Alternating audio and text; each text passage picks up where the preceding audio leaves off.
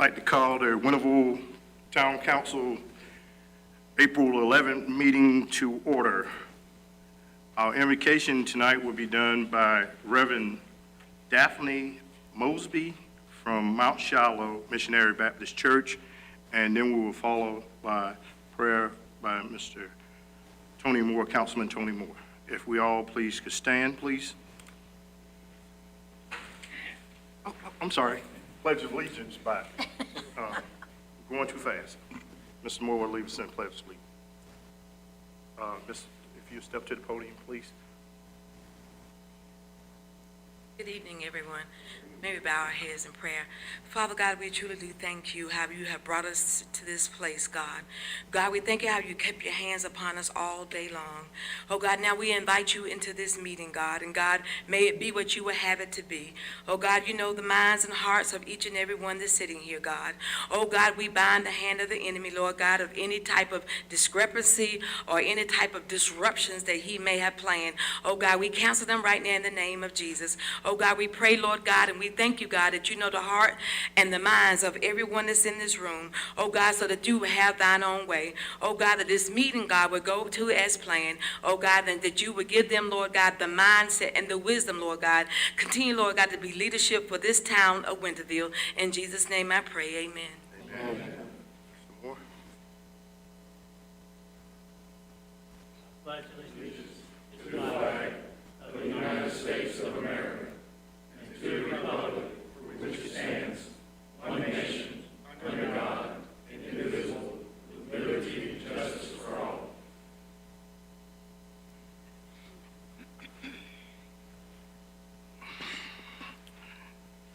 And again, thank you, Ms.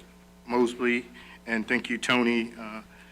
And I again like to welcome everyone that's watching us on live screen, and also to our audience out here tonight. It's good to see people back in the chairs again. And so next up is the approval of the agenda. So moved. Second. Got a motion by Councilman Moore, second by Councilman Smith for the approval of the agenda. All in favor, vote by saying aye. Aye. All opposed? Motion carried. Next up, we have proclamations, and proclamation will be read by our town clerk, Mr. Don Harvey. Thank you, Mayor. First, I draw your attention to a proclamation that was prepared for Pastor Maddie and Joan Smith Payton, who died on March the 22nd and was sent to the family. And I do have a thank you note from them that I'd like to read. The front says, "Kindness comes in many forms, but it always comes from the heart. Thank you. We, the Smith family of our dear mother, Pastor Maddie and Joan Smith Payton, the children, Pastor Perry Smith, Elder Shirley Moore, Elder Edna Daniels, Brenda Tyson Smith, Jerry, Frederick, would like to say thank you to the town of Winterville, Mayor Ricky Hines, and council members."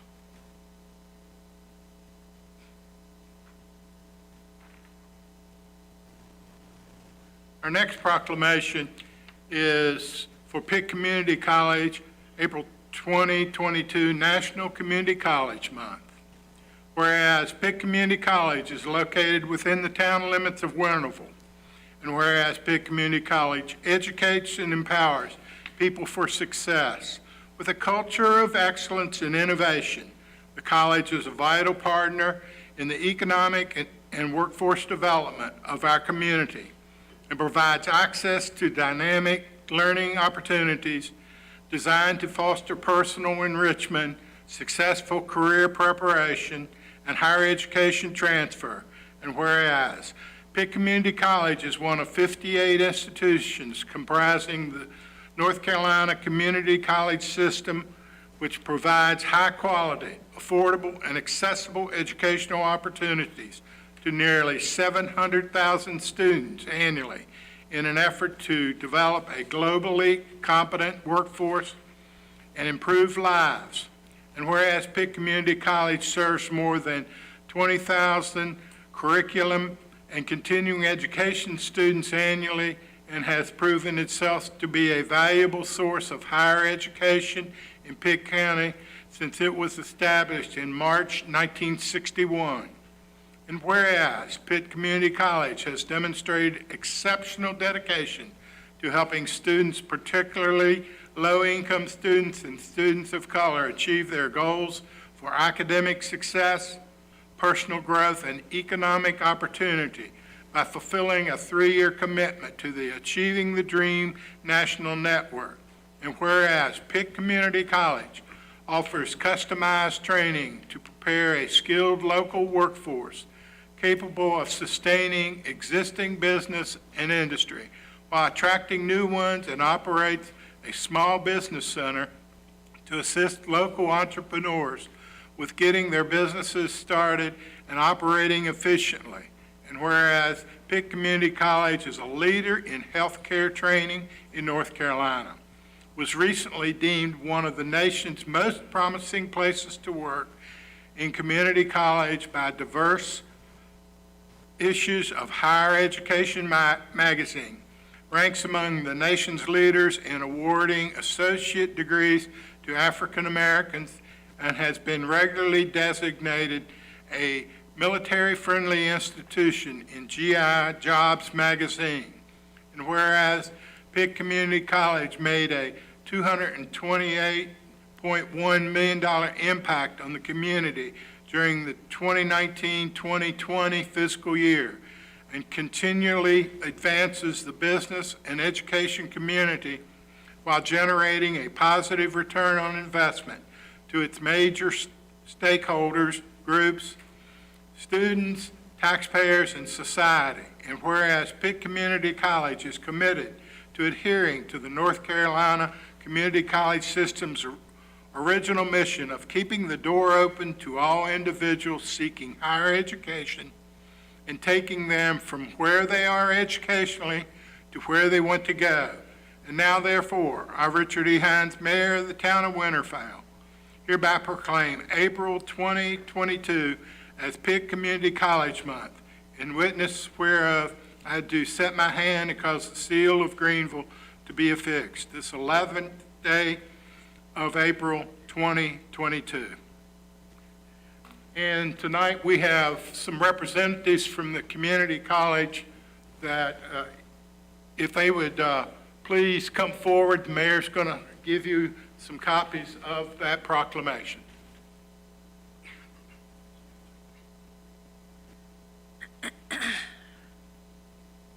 Well, that coming up, asked the president to our church recently, and he did an outstanding job at our men's fellowship.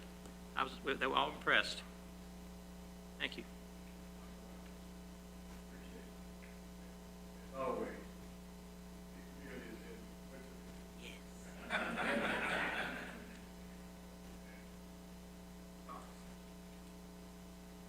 Good. We're glad to have y'all here. And also, too, I want to take this time.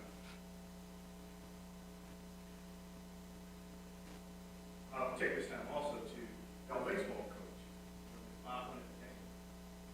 So the picture you is just doing everything.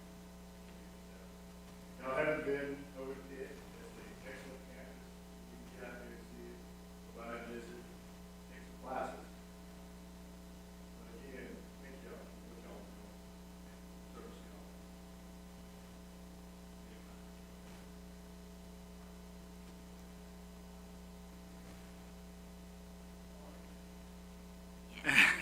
Yes.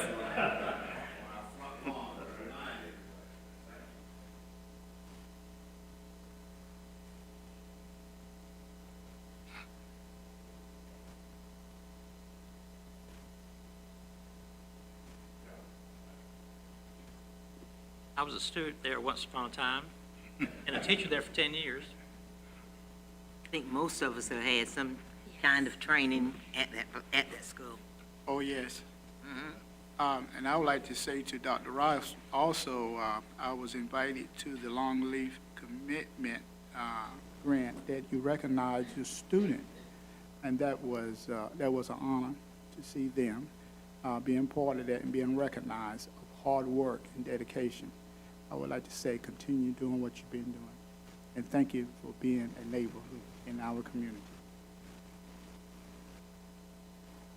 One final proclamation, Volunteer Appreciation Week, April 17th to the 23rd, 2022. Whereas the celebration of Volunteer Appreciation Week of April 17 through the 23rd of 2022 is a time to honor volunteers for the irreplaceable impact of their time and energy all year round. Whereas the Volunteer Appreciation Week is an opportunity to celebrate the impact of volunteer service and the power of volunteers to tackle society's greatest challenges, to build stronger communities and be a force that transforms the world. And whereas each year we shine a light on the people and the causes that inspire us to serve, recognizing and thanking volunteers who lend their time, talent, and voice to make a difference in their communities. And whereas Volunteer Appreciation Week was established in 1974 and has grown exponentially each year, with thousands of volunteer projects and special events scheduled throughout the week. Today, as people strive to lead lives that reflect their values, the expression of civic life has evolved. Whereas all Americans are called to observe this week by volunteering in service projects across our country and pledging to make service a part of their daily lives, and whereas experience teaches us that government alone cannot solve all of the nation's social problems, so we have focused on partnerships with business, faith-based organizations, nonprofit organizations, and individuals to make a difference. And whereas the town of Winterville believes that a tangible and sustained effort must be made to meet the diverse needs and challenges of our residents may be facing because emergencies or economic crisis, and whereas the town of Winterville is committed to encouraging volunteerism among its employees, partners, businesses, organizations, and citizens, and whereas volunteers are vital to our future as a caring and productive town, dozens of volunteers through nonprofit charities and faith-based organizations working in our community utilize their time and talents daily to make a difference in the lives of children, adults, and the elderly. And whereas on the celebration of Volunteer Appreciation Week, April 17th through the 23rd, 2022, and now therefore, I, Richard E. Hines, Mayor of the town of Winterville, hereby honor these volunteers. In witness herefore, I do accept my hand and cause the seal of Winterville to be affixed this 11th day of April, 2022. Thank you. And thank you, Don, for reading all the proclamations. We appreciate you. Next up, we have a public hearing that Brian Jones step to the podium, our planning director.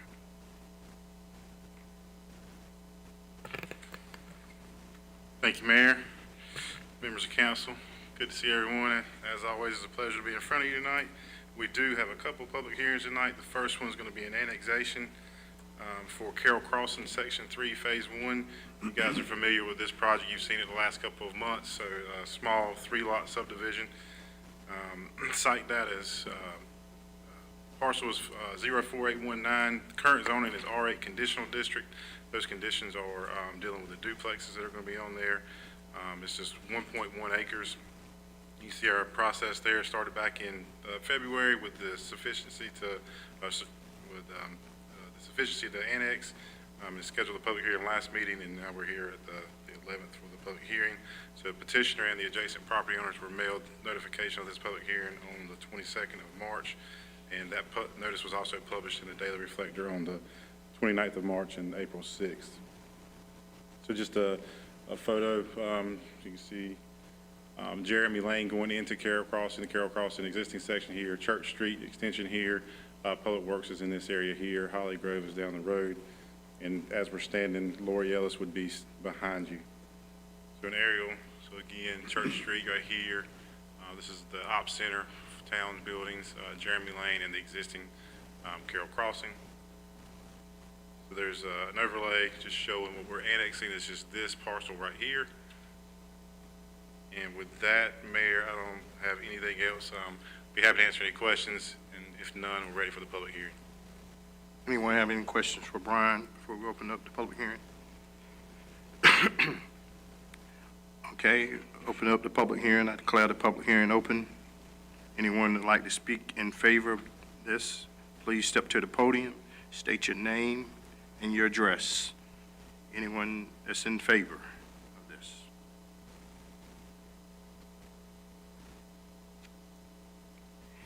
Okay, anyone that's in opposition of this, if you step to the podium, state your name and address.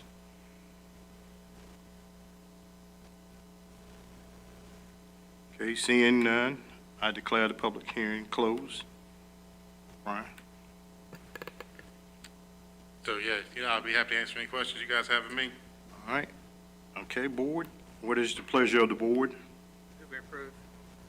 Okay, got a motion that we approve it by Councilman Moy and a second by Councilman Moy. All in favor, vote by saying aye. Aye.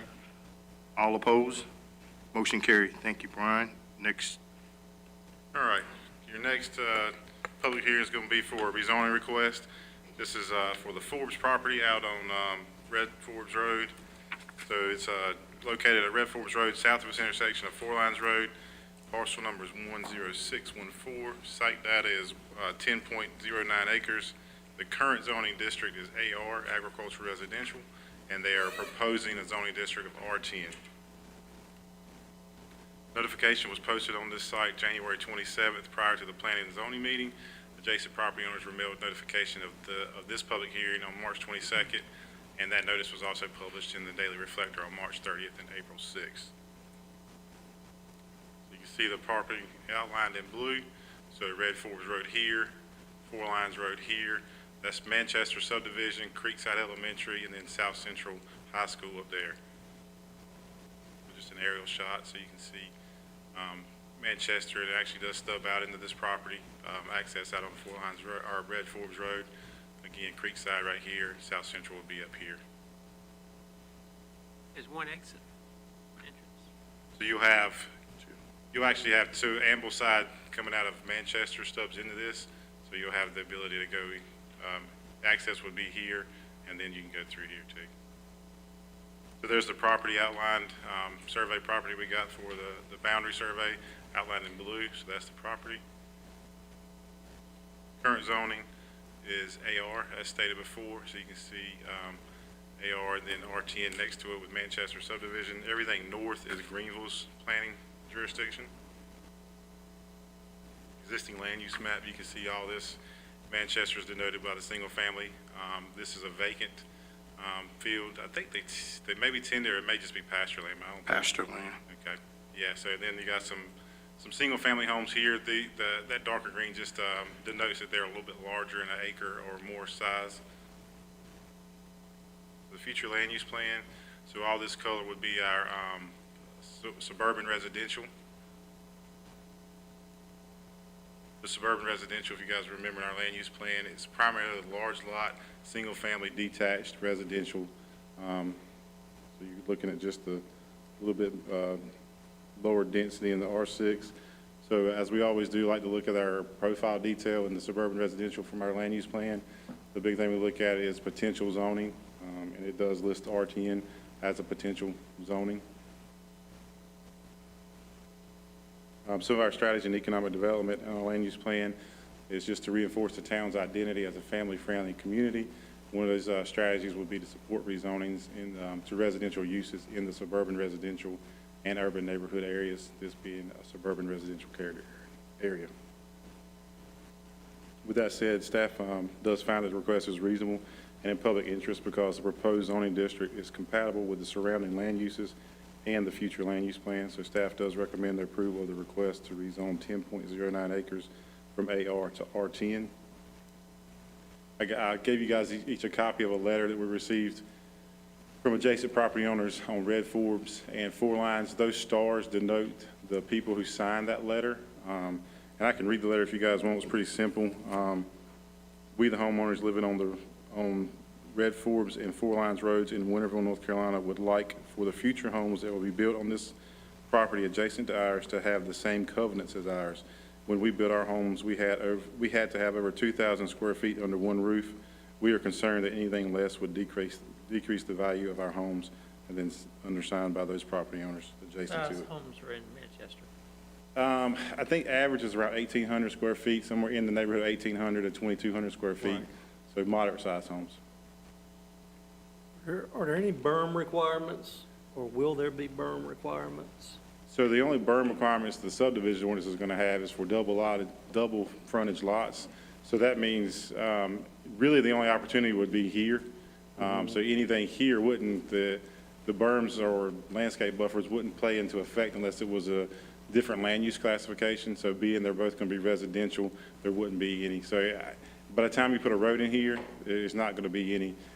Essentially, that's just going to be the road in there. It's a 60-foot right-of-way, so. And do we know what size homes? We don't, I will Potentially say may that go in the there? developer buyer is in attendance tonight, and he'd be happy to speak to that during the public hearing, I'm sure. So our rezoning process, planning and zoning unanimously recommended approval to town council on February 21st. Then the public hearing was obviously scheduled last month, and now council will hold the public hearing. So with that, we're ready for the public hearing, Mr. Mayor. I'll answer any questions beforehand if you need. Anybody else have any questions while we're playing the nice little music? For Everybody's gonna Brian? start running out of here to get ice cream. Right, Oh, right. okay, all right, ice cream. We can all run out and get ice cream. Okay, all right, I declare the public hearing open. Anyone that would like to speak in favor, if you would step to the podium and state your name, and you have 3 minutes.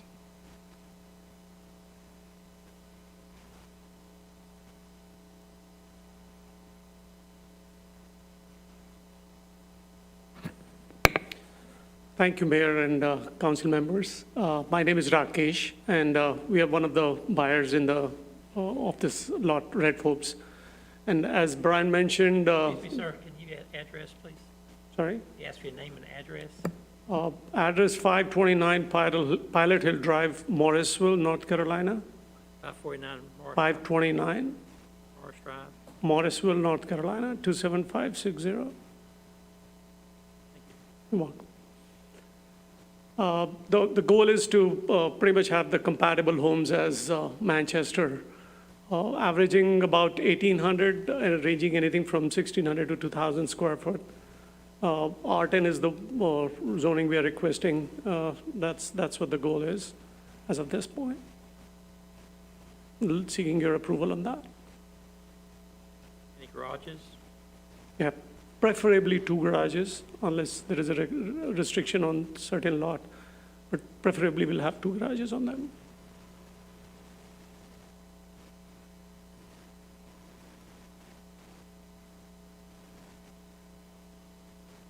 Any more questions for Mr.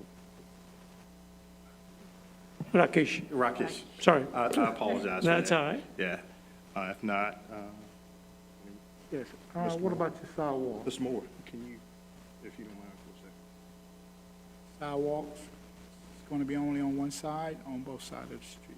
Again, preferably on one side. We still have to work on the plan, so once we work on the plan, we'll be having more details on that, but preferably one side for sure.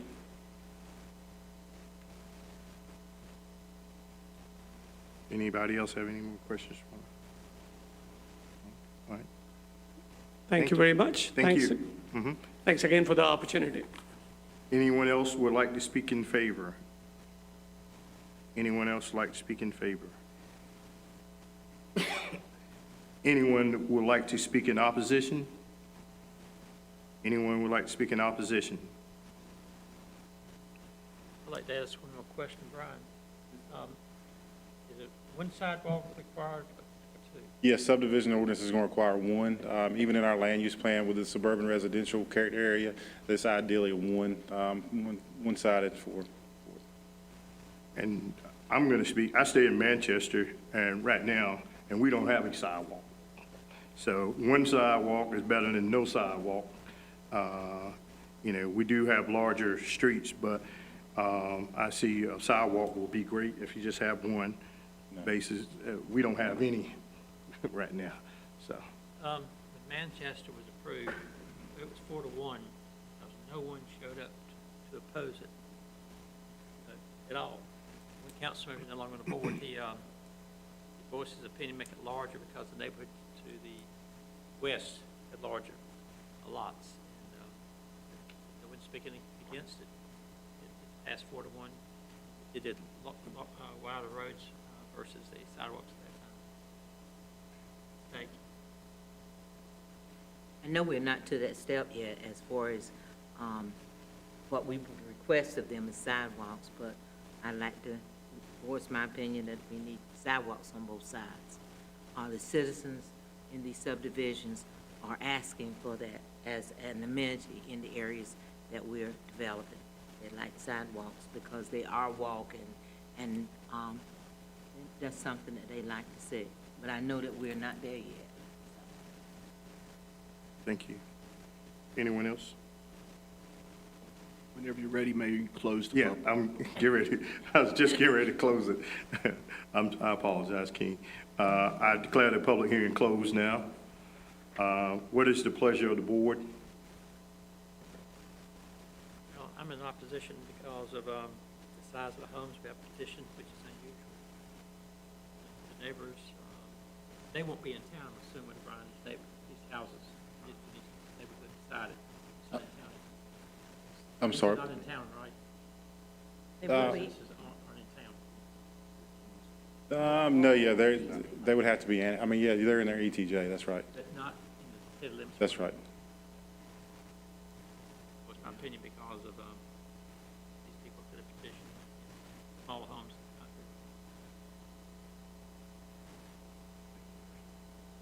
there. And I just see it the opposite. If the homes are going to be comparable to Manchester, and they're next to Manchester, makes me look a little different. I know Manchester's a lot bigger. There are more homes in it than these homes. Not that I'm disregarding what people requested here, which is larger homes. So, do we have a motion? We do have I believe Councilman Moore made a motion. You made a motion to No, I deny? didn't know that. Oh, you didn't? No, just a comment. Oh, you, comment, okay, that was a comment. So do we have a motion?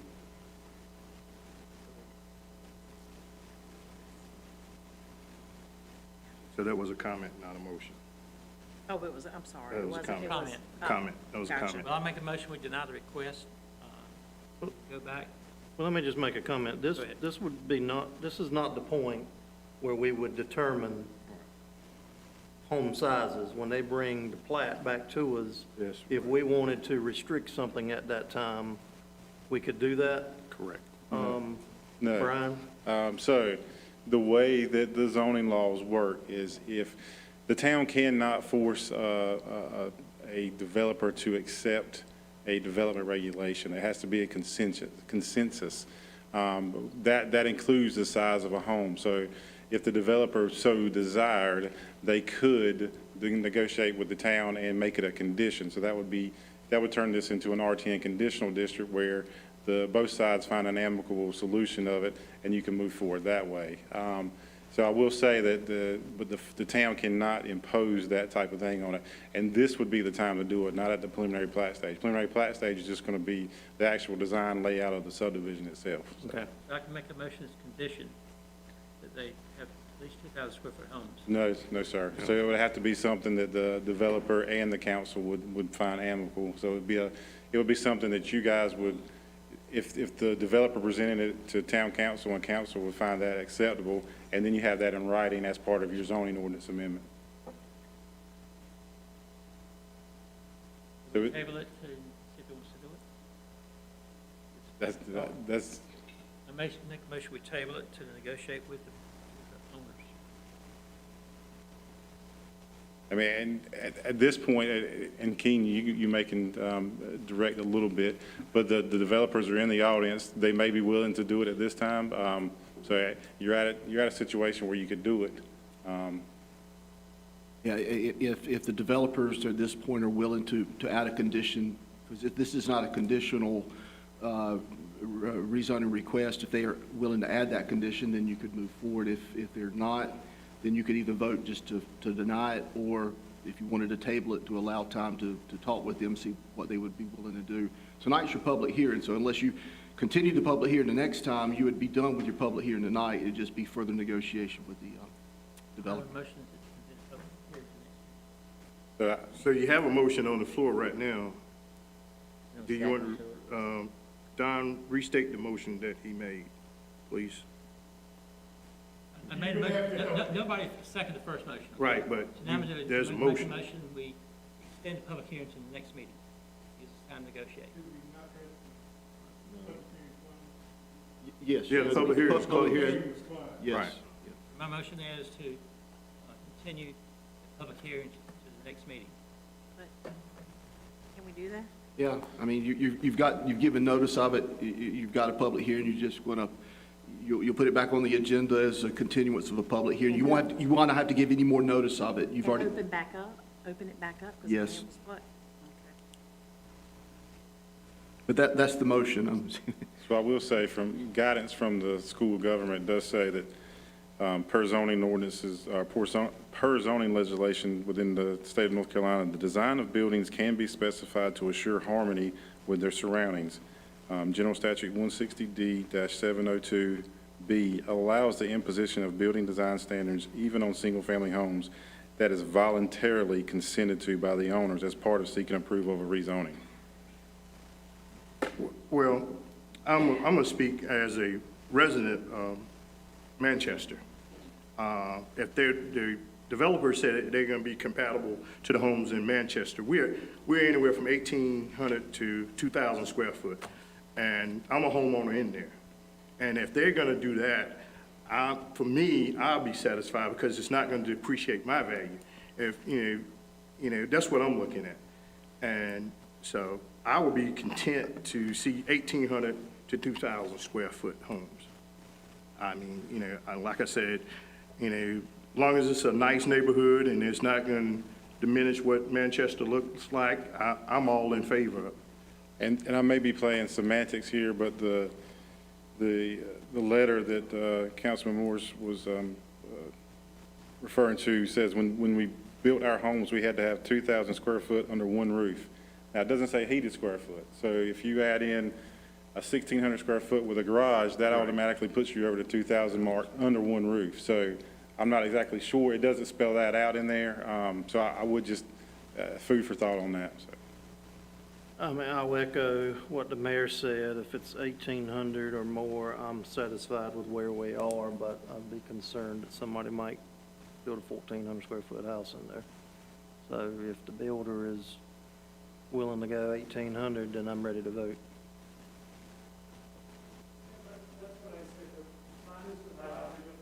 Mr., will you come back to the podium if you don't mind, please?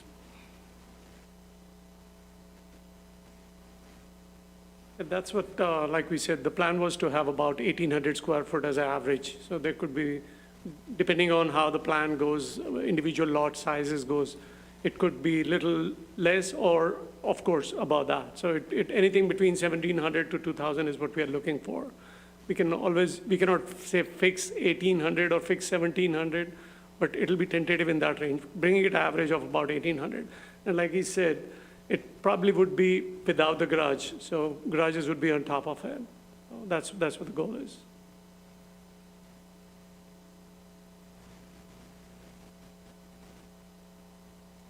Okay. So we have a motion on the floor to continue Public the hearing public to hearing. next month. All right.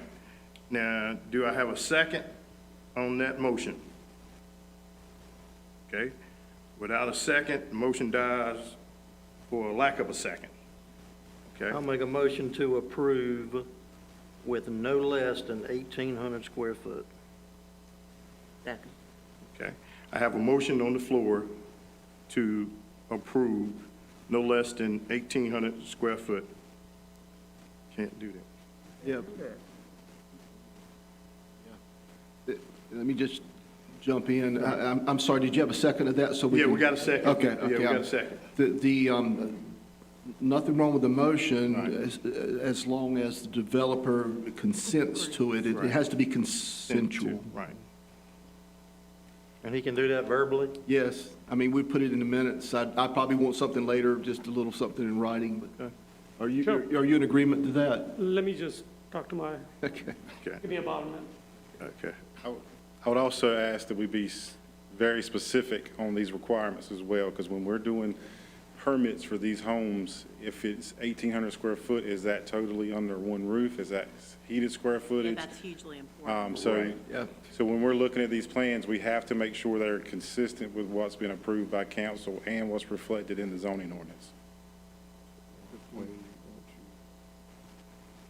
I don't know, you live over there, not me. Well, I mean, it's total, you know, so it's total because that includes the garage, right? I mean, I mean, I would go back to the letter if that's what we're concerned about. You know, it doesn't really specify. I understand those are probably some larger homes over there. But if their restrictive covenants just say 2,000 square foot and it doesn't say anything about heated versus, you know, unconditioned space, then we're looking at a condition, like I said, you could have a 1,600 square foot or heated square foot home, and you add a 400 square foot garage, which is typically what because you're going to be around 22 by 20. So that's a little over 400 square foot, so that automatically puts it over that 2,000 range, which would fit in with what the neighborhoods. well, mine is only was. 1,500 heated, Right, so when you add that, and then you add a garage to it. so your building Right. footprint is probably going to be somewhere in the neighborhood of 2,200 square Right. feet. Yeah, mine is only heated 15. And you're probably So- two-story house too. Yeah, I'm a so- two-story house, right. So, I mean, you know, that's, you got to take into consideration. But mine is 1,500 heated, and then got the garage out there, so, you know, that makes about 17. So I would just 18. ask to clean up the motion to make sure we have specific language in it. Is it total square footage or heated square footage? Whatever the board would like, I'm happy either way. Okay. I mean, I'm just trying to keep them comparable to what's over there. Comparable would be total square foot. Right. If you make that motion be total square foot, that'll be comparable to what we have out there now. Okay. Can we hear what they decided Motion. before we go into public? Can we listen to what they have decided before we go any further? I agree to what you're saying. 1,800 total square footage is perfectly fine. That would have some garage space in there as well. I think that's perfectly fine. Okay, all right, The minutes to reflect that. all right, Zoning ordinance is like that. okay. We'll make the condition on it. Absolutely. No Brian, that's including the garages. That's Right, that's total, that's total, That's total. that's total, Yes, sir. total. Okay. Thank All you very right, much. so we have a motion on the floor by Councilman Smith, second by Councilwoman Robinson, that, Mayor, I think we need to include the word total in the motion if Councilman Smith. Yeah, fine, I he- think he he's said- getting ready to Okay, do that. okay, just. yeah, that's what I was going to say. Gotcha. Total 1,800 square foot. That is Councilman Smith motions, total 1,800 square foot, second by Ms. Robinson, okay? All right, all in favor, vote by saying aye. Aye. All opposed? Aye. Okay, all right, let's go back. All in favor, vote by raising their hand, please. In favor? Okay. See, Don, all right, all opposed? Okay, thank you. Motion carried. Thank you, developers, also for stepping up. All right, thank you, Brian. All right, now on to public comments. And we have one person that signed up for the public comment. And as you know, when you step to the podium on the public comments, you have 3 minutes, Mr. Johnson. And we do have Mr. Glenn Johnson in the public comments. Honorable Mayor, Council, and all the gentlemen to my rear. I just want to mention something briefly, because when I hear of information being circulated, you know, I don't like rumors. I don't like things being spread around, so I do my due diligence and start doing research. Sometimes I would contact the town manager if it's issues concerning the town, or the town clerk, or the assistant town manager, Mr. Williams. Sometimes it might be the police chief, or the fire chief, Tony Moore, or Mr. Smart. Now, there have been some rumors circulating about a couple of issues. One being the city of Greenville consolidated with the town of Winterville, which I think was absolutely absurd. I said, first of all, I haven't heard anything about that. And if it had been said, it would have been on the town website, number one. That's one of the places I go for my resources, is directly to the town website. Because if it concerned the town, it would be on the town website. For instance, when the power went out a couple of times, I saw on the neighborhood app and people talking in general. Well, I called Greenville Utility. Greenville Utility has absolutely nothing to do with the power in Winterville. So I replied by saying that you have to contact somebody in the town. Winterville has its own power source. Another one was, I said, as a matter of fact, if you want to see anything concerning electricity in Winterville, go to the website, click on electricity, and another one is energy saving tips. This was so important to me because I never knew anything about a heat pump until I moved here in 2014. And I just availed myself to a wealth of information concerning saving energy and if I have a heat pump, which I do.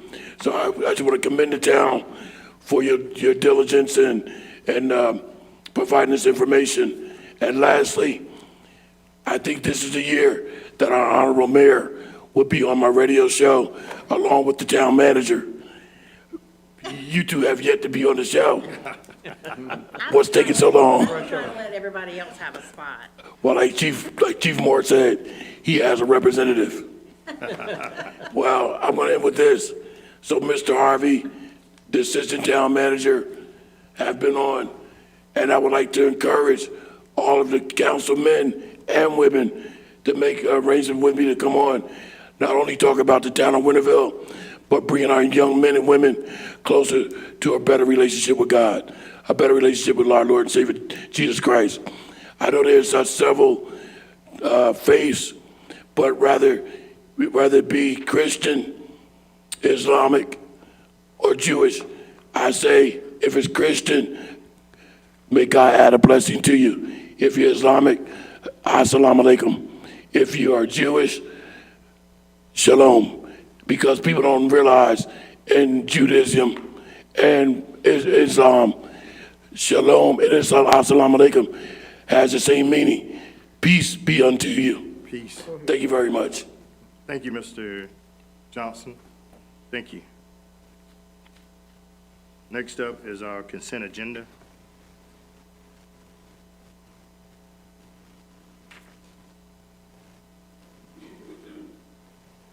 Move for approval. Second. I got a motion to approve the consent agenda by Councilwoman Robinson, second by Councilman Moore. All in favor, vote by saying aye. Aye. All opposed? Motion carry.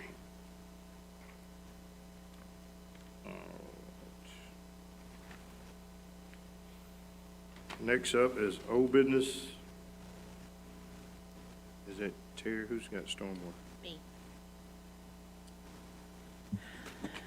Mayor, members of the council, we've got several projects that we are currently working with the Wooten Company, and Will Larson, our engineer, and Will, would you come up to the podium? Because I hope you're going to help me out with some of these.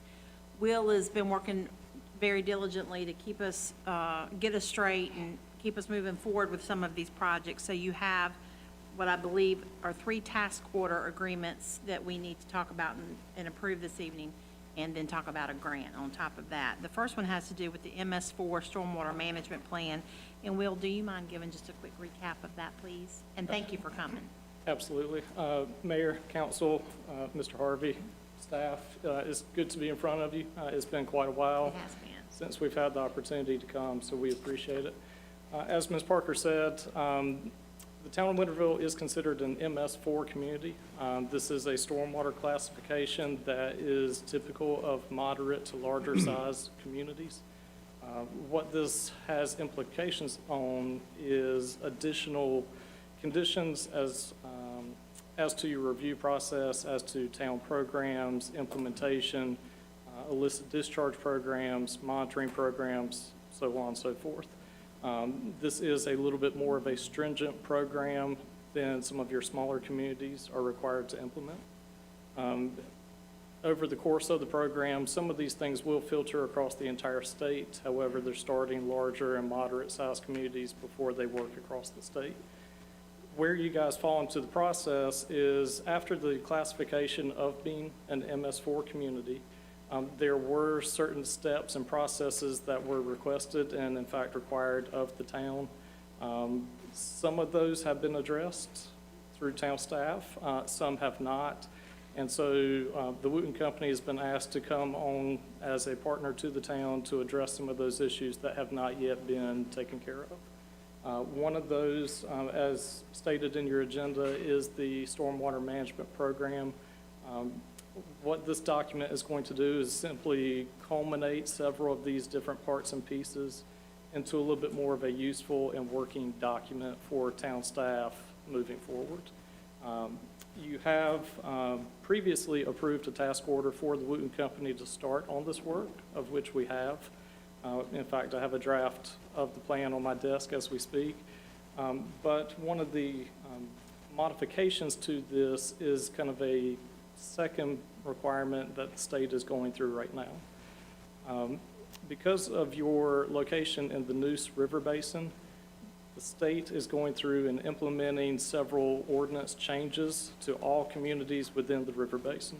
They're trying to standardize many of the requirements, change recommendations as far as how you review stormwater when it comes to new development or redevelopment. Between your classification as an MS4 community and this ordinance update, it does require a little bit of additional work to make sure that these two plans dovetail together, because they will be tied together at several points through each. When we first provided the task order to the town, the state had not released the time or the timetable for this additional ordinance work. They simply said that it was sometime in the future.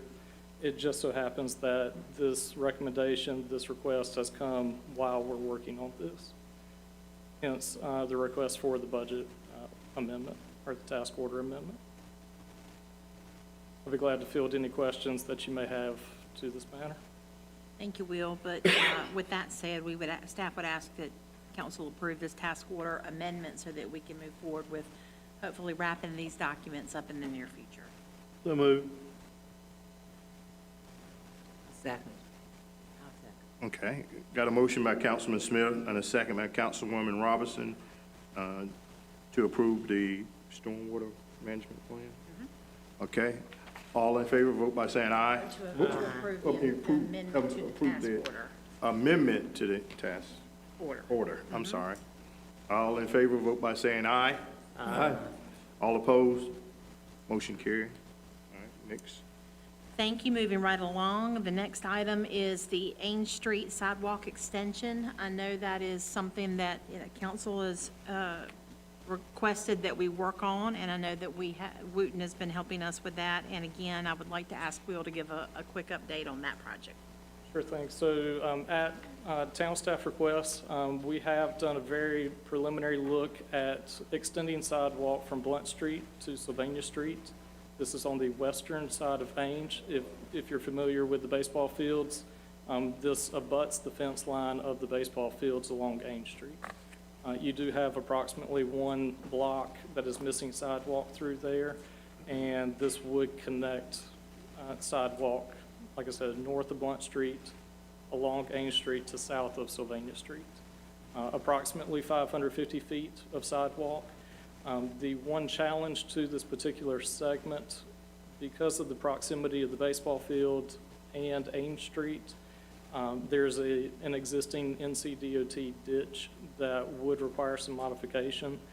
There's not enough physical room to place a sidewalk in conjunction with the ditch and the existing pavement. And so we would have to make some modifications, put in a curb with a gutter, and put in a pipe under Ames Street in order to convey stormwater away from the ball fields as it currently is. Basically, we were talking about covering the ditch up, Exactly. You know, on it. yeah, fill in the ditch, use that space for the sidewalk, and then add in the curbing to NCDOT specification. Okay. Yes, sir.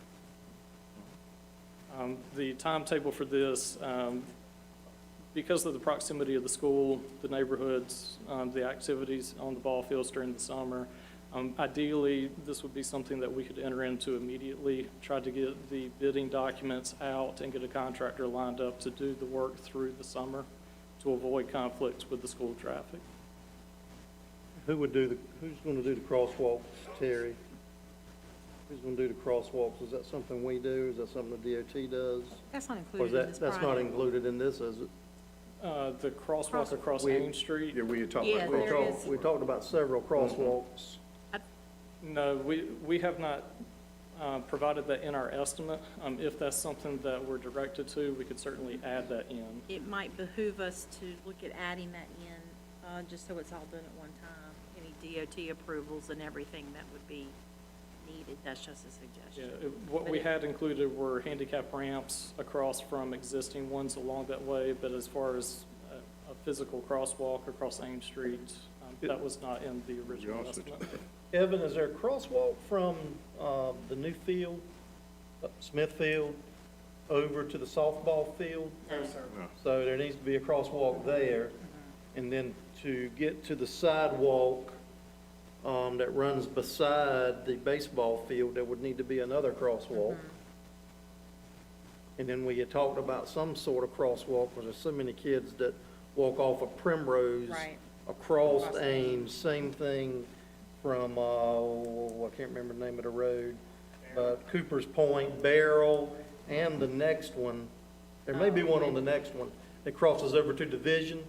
Is there a crosswalk? There's not No. not one there either, is there? And these, I mean, those are huge neighborhoods I might, where kids are coming across. I might suggest the ones that That's four. cross Ames, that we might look to include that in the task order, and then any crosswalks that are on our streets, we could Right, address because ourselves. I'm looking at the ones right out in front of the school, where Officer Diller, Dover. Dover. There'd be two on our Dover street, works. Dover. two on our streets and two on DOT streets. Yes, Right. 2 or 3 on Ames. Three, excuse Three, me, right. 5, I'm sorry. Three across Ames. Because where he's at in the morning, kids, crossing there. Will, I don't know if that's something, I didn't mean to spring that on you, but We can certainly look to add that to the scope of the project. so that might change the number slightly in the task order, but this is the bulk that we would ask that you approve so we can move forward and keep the project rolling. Motion to approve. Second. Motion to approve the sidewalk extensions. Motion made by Councilman Smith, second by Councilman Moore, I'm sorry, not Moy, Moore. All in favor, vote by saying aye. Aye. All opposed, motion carry. Thank you, and Will, you're coming back, right? And so the board knows Will does a lot of great work with CMSD for us as well. Absolutely. I Okay. told him we could probably get him an office here in town somewhere. He's busy with us for sure. Human Relations, appointments. Yeah, this is a follow-up from last month. Right. Where every board member was to, hopefully, if they so chose, to bring forward a name. I believe we had 3 names brought forward last month. And so we just need 3 more names so that we can round out the board, and then the council can vote on the terms for these people that are being brought forward. And we can discuss, Keen's gonna help me Okay. discuss what mechanism council might use for that, but, I'm gonna start with, I'm sorry, Terry. No, go ahead. Start with Councilman Moore. Councilman Moore, do you have a name for the Human Council? I just heard about it 'cause I wasn't here last month. Okay. Absent. You didn't read your minutes? Tidy. Ms. Robinson? I gave you the name, Dr. Harrell. Right. Okay. Dr., Harrell. It looks like Harold. oh, that's right, But it's Harrell, Harrell. that's right, that's right. And Paul, you said Paul said he wanted to be, He's gonna be he's gonna on the be, he's gonna be board. on it, right? Okay, Okay, Mr. Moy. all right. Or Mr. I couldn't get a commitment from Now anybody. you can get commitment. And Mr. Moy, you, Yes, Tayana Hagan, Tyanna, Hagan, Hagans.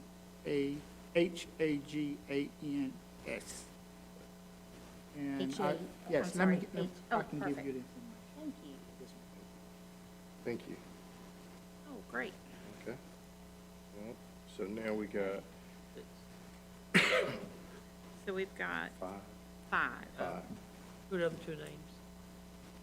Last month, the Chantel Hawkins, Brandy Harrell, that's how to pronounce it, and Councilman Rice, and then we just added one more, so we have 4. Okay, got 4. How many people do we need on 6. 6.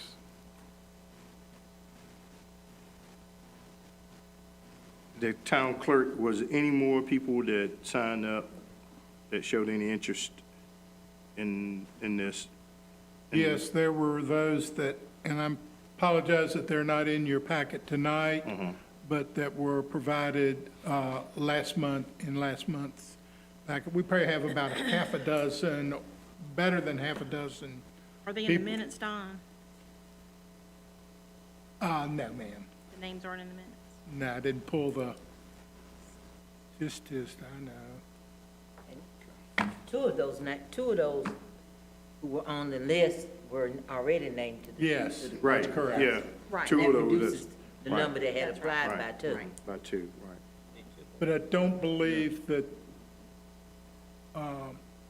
Hagan's was amongst those, so that No. wouldn't have taken that Right. away from them. Yes, That's Hawkins and Harrell. Harrell. Right. Were the Right, two they're that in were the- two that was already on in the list. package. Right. Do we want to limit it to 6?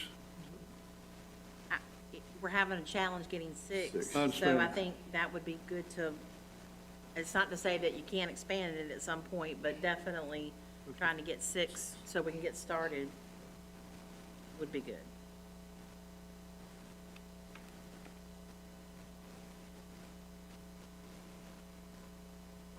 So I can certainly bring this item back next month. Yep. I guess we're gonna have to bring it back next month. And I'll provide all of those forms that have been provided. I believe I may have gotten an additional one, but I'll double check. Anything on file, I will provide prior to that time.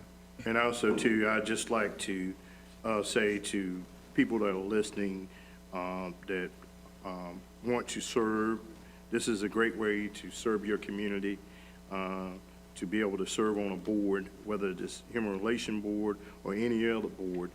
You need to make sure you sign up, put your name in the hat, so we can fill these boards. Our gracious planning director found the last ones with, Well, thank you, Brian. so I'm going to try to get through. There was a Katrina Jones from Cedar Ridge, Deidre Gregory, Quinn Court,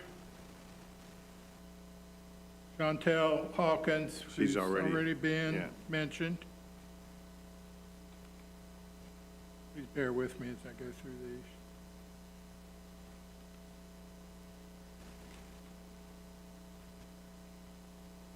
Brandy Harrell, who's already been. Dennis Bottoms on Angier Court. I believe that was all of them. Okay. So we have at least 3 other people that are interested in serving. Correct. Would y'all like to nominate any of the 3? Mark? if I had a little information on them, Okay. Understandable. We'll definitely get this back on the Yeah. agenda next month. Okay, all right, all Great. right. We'll bring it back to the agenda. I'll pull those out and go on and send them to council so they'll have plenty of time. Okay, all right, thank you. I know Dennis, he is, a former recruiter for the military. He worked at, South Central, no, he didn't, worked somewhere else, I forgot where he worked at, really. But, he's been in our community, him, his family, I think he's retired now, so, Okay. you know him. If I may, would the council be opposed to a staff appointment as one of the appointments, if one has an interest? I'm ready to get started. So if I may, I'm gonna put him on the spot. I believe Chief Wilhite has an interest. Correct me if I'm wrong, Chief.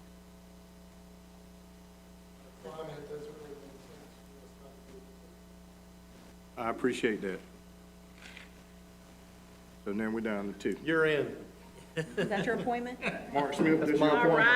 right. All right, He found this. all right, Tony, you're on the clock. Thank you, Chief. Thank you, Chief. I served in human relations for the county, and that's why I resigned from it. And we're at 30 minutes away. It's a long ways. That's why I'm sitting on it. So let's move on. Okay, folks, the next item is classification pay study. At our last meeting, I stated that I would reach out to the North Carolina League of Municipalities and get a contract/quote with one of the preferred partners. They have provided such. You have a copy of that in your packet. They have provided a contract with the MAPS group, and I have worked with them forever. They do these kinds of things all over the state. The contract is for both the classification pay study and the update to the personnel policy, which that got left off of the abstract. But nonetheless, the total contract amount would be $15,684 plus certain itemized expenses for travel, et cetera, with a cap on that of $1,500. I anticipate the earliest they could begin this would be in July, but the benefit of going ahead and approving that now is to get on the calendar so that they can get us in and pencil us in to start in July. So I would ask the council approve this. Motion to approve. Staff, okay. Excuse me. We have a motion on the floor to approve the classification, pay study, and update on the town personnel policy. Motion made by Councilman Smith, second by Councilwoman Robinson.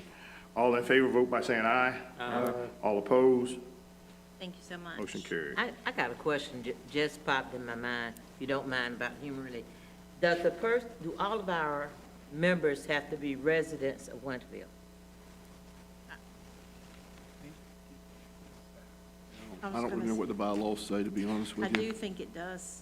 It would make sense that it is, but I can't remember what the I would think it makes sense, of course, in the case of our chief, though we may not live in town, he's certainly a staff member, so I don't know how y'all want to. I know Dr. Bond has wanted to get involved in town government. That's why I asked that. I you know, not against you, Chief Will but I knew he wanted to get involved, and I thought about it, my chief not being a resident, if, you know, Well, I certainly think it's up to council if you'd like to want to consider folks that We do it live with close the, by but not. with recreation, we have a, We have, recreation. are they they all just town members, ETJ? are all, I believe all the town boards have you have non-resident members. Yeah, yeah, planning and board of adjustment definitely do, but Evan, you still got out of town. Yes, ma'am, we have two. They're within the ETJ, though. Okay, yeah, and yeah, okay. ETJ, all right. So just tell me how you'd like to, well, he told me tonight that he was told he couldn't serve on any boards because you don't live in the ETJ, right?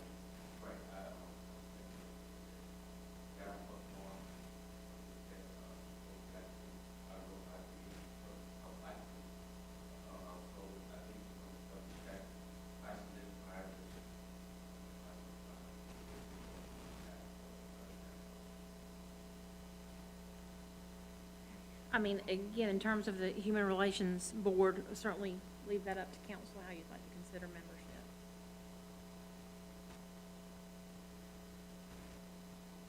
Okay. You don't have any suggestions or you need to? I just think someone's interested enough in serving, there'll be good people to serve on any board that they're truly interested in serving on.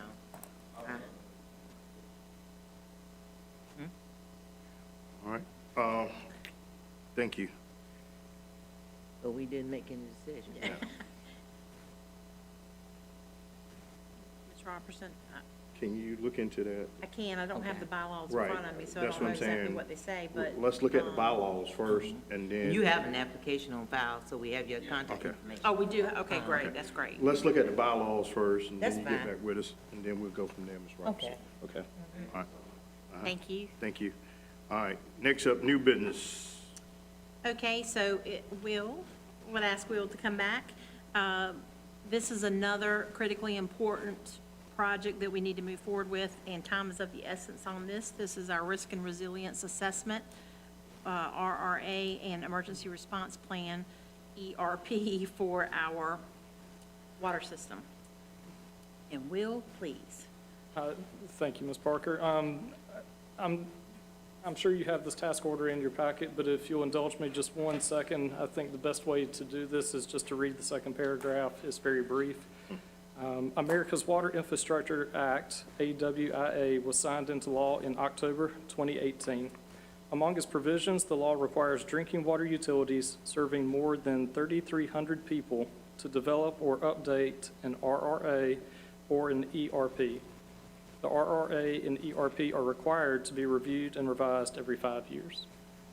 And I will spare you the next 5 pages, but essentially what these two documents are geared to doing is for, again, moderate to larger size municipalities and utility providers to make sure that you have the appropriate documents in the event of some type of an emergency, in the event of some type of a rapid response situation, that you've got these documents on file and readily available, also, as it mentioned, updated a minimum of every 5 years. Much like the stormwater management program, these are some requirements that are being passed down. This is actually, as mentioned, a federal requirement administered through EPA. And so there are certain milestones and deadlines that are required to be met. The Wooten Company has been asked to participate with the town to fill in some of these that may or may not have been completed to date, and to make sure that for those that have gotten past their deadlines, that we're able to catch you guys up as quickly as we can. Thank you, Will. So I would ask that council approve this task order so that we can get underway and get this thing done and submitted. So moved. Second. Got a motion made by Councilman Tony Moore, second by Councilman Mark Smith, to approve the Risk and Resilience Assessment and Emergency Response Plan. All in favor, vote by saying aye. Aye. All opposed? Motion carry. Thank you. I've got an email about those workshops Middy's is offering on, I know I hear that word risk, resilience, and all that, but, if anybody's interested, let me know, I'll forward it to you. Oh, great. They're all online, both is, 14th from 10 to 11 and 23rd, but they are online workshops on, regional resilience portfolio program. A lot of words for me. Thank you, Ms. Robertson. Thank you. And next, under new business, there is a new pool of grant funds called the Rural Transformation. I've only said transportation like a dozen times instead of transformation. Rural Transformation Grant funds. And earlier, it was last week, staff had a meeting with Will and other members of the Wooten Company to try to determine if we had eligible projects or things that we might could look at. I think we tried to narrow it down based off, there's lots of interesting types of projects we could be eligible for. And with that said, I'd ask Will to, once again, please give an overview. Sure thing.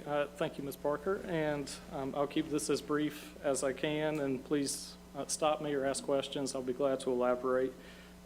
As Ms. Parker mentioned, this is a relatively new pool of grant funds. In fact, this is the first opportunity that municipalities have had to file applications. Applications are due to this program May 2nd, and there are 4 primary categories that municipalities and entities can approach certain projects. The biggest driver to these, as it mentions in the name, are projects that are transformational. So they're looking for opportunities to take downtown environments or things to supplement the downtown area and provide some recovery from the COVID pandemic, as well as looking to lay the groundwork for future growth and future community within these towns. After batting around several ideas and several initiatives that staff had, it was decided that the best course or the best way to approach this would be for a capital project at this juncture. I know we've talked several times about plans, and plans are wonderful, they're necessary, but at this time, I think that a capital project may show best given the hands that the town of Winterville currently has to play. The specific project that we're looking at is the collective of town parcels in the boundary of Main Street, Church Street, Cooper Street, and Railroad Street. So this is the area behind the library beside the Baptist Church. The town is already in possession of these lots. The previous homes have been taken out, removed to provide what we talked about in the meeting as a wonderful opportunity, a jewel, if you will, for the town to look to do something to really enhance your community, enhance the downtown atmosphere that you've already done such a good job to create.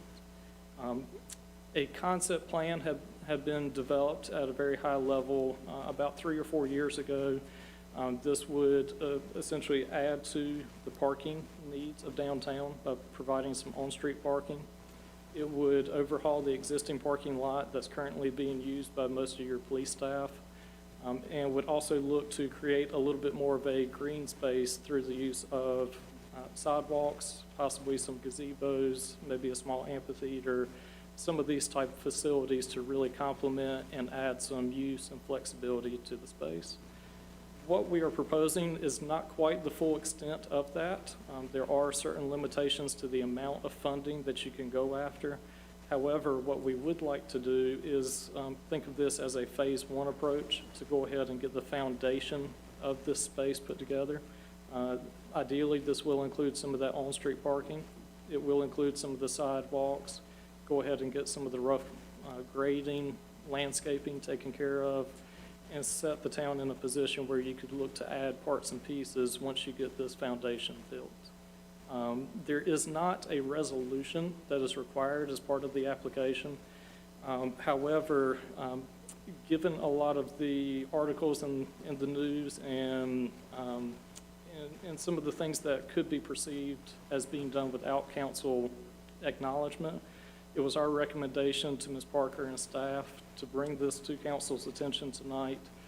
If you felt so moved to adopt a resolution of support or at least acknowledgement in the concurrence of submitting the application, I think it would be a wonderful asset to the other information that we'll supply. I'd be glad to answer any questions that you may have. Will, I couldn't have wrapped that up any better. You did a great job. Just to be clear, this is the area we lovingly call our market property. So it's, we felt like Winterville's in a unique position that some of the designations that other communities may have, whether it's a Main Street designation or whatnot, we don't have and have not been able to get. So we've got to make sure that we try to submit a project that we think is competitive, but maybe doesn't max out the cap of what a project might cost under the grant program. And we certainly think that this could get us started and go a long way towards developing that property and then enhancing our downtown area so that we can then focus on other, what I'll call beautification and enhancement needs in that area. So will help me. We just need hopefully a motion, if you all support that, to apply for this So, grant? I think that would be appropriate, just a very 1 to 2 sentence motion of, council's acknowledgement of the opportunity and your support for staff to pursue any grant possibilities or any grant opportunities that they can. And just to be clear, I think we were trying to look at maybe a submittal that would be in the neighborhood of around 250 to 300,000. Yeah, we were, I believe the cap is closer to 900,000, Right. but Winterville does not have certain of the priority qualifiers, such as qualified census tracts and other items like that. So keeping something a little bit more reasonable from a budget standpoint may enhance your opportunity to get funded. There's So- available pool of 48 million. That's correct.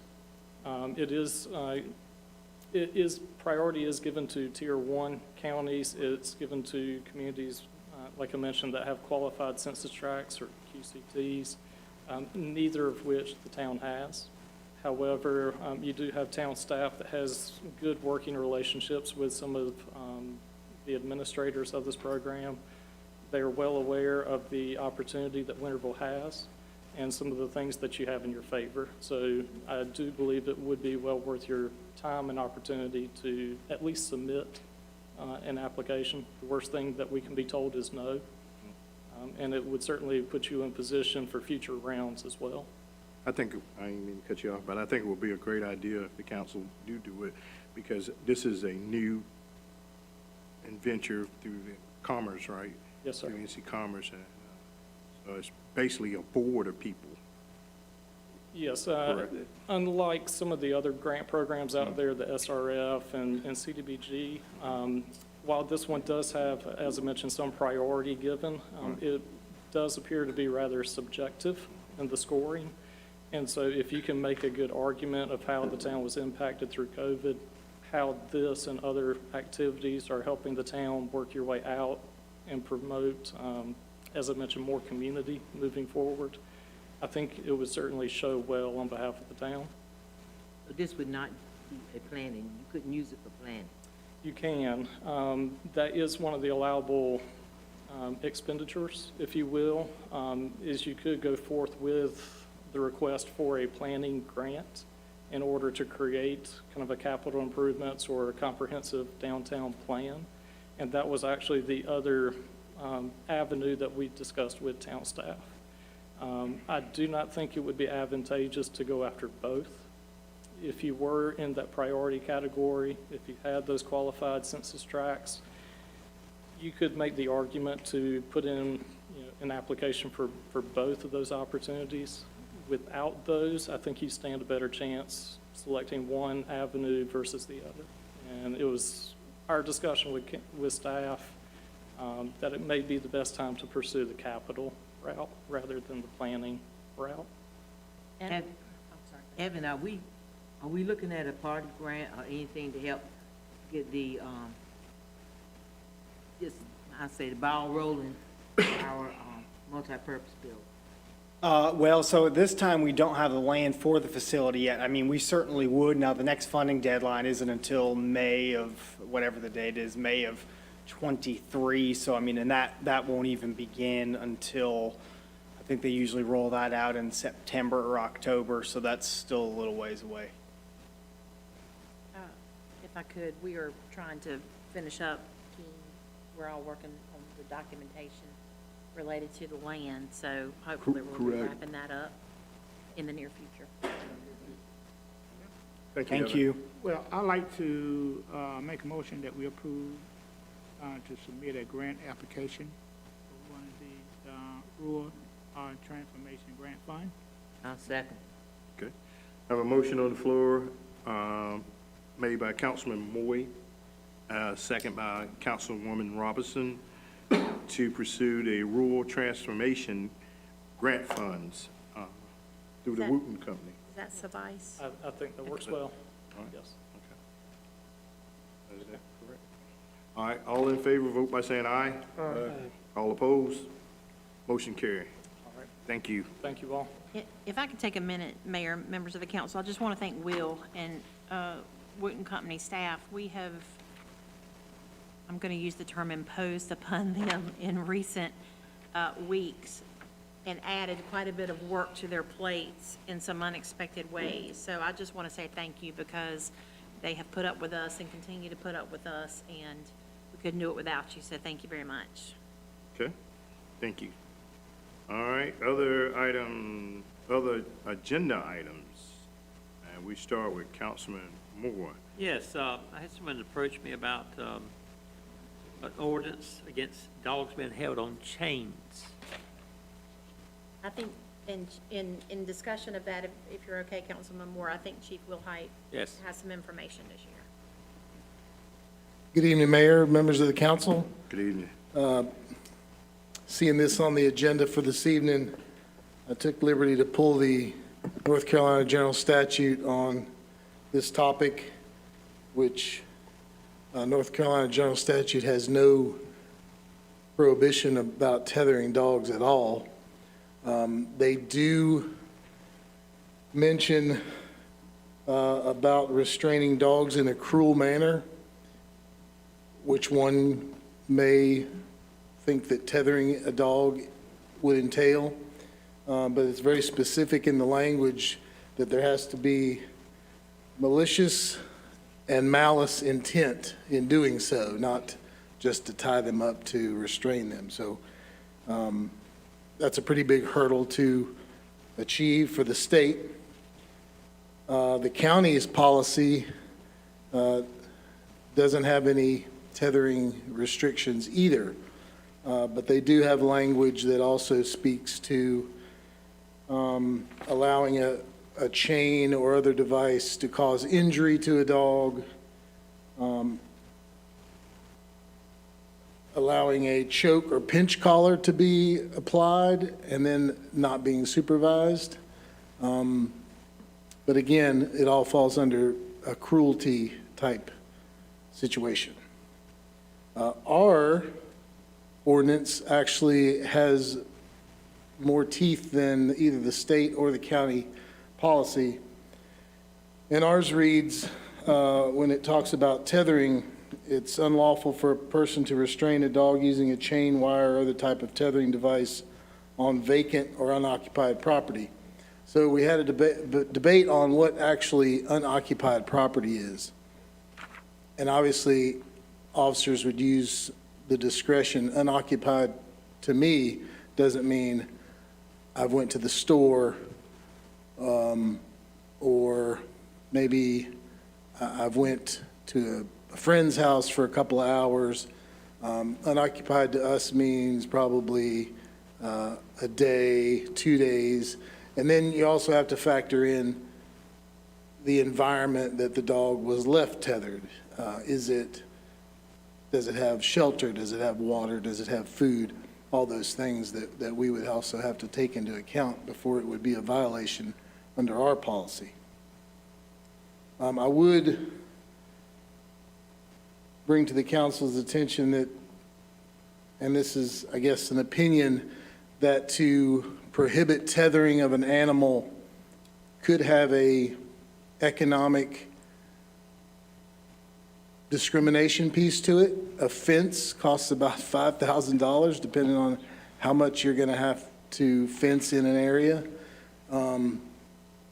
That's not easy to say, okay, I can't tie my dog outside anymore. I have to build a fence or let it destroy my house. Mine are digging holes in my yard right now inside of a fence, and it's driving me crazy. And I used to have a tethering device before I got my fence. But I think, Councilman Moore, your point is to, when a dog is tethered and it just stays there, it's going to become a monster out there by itself.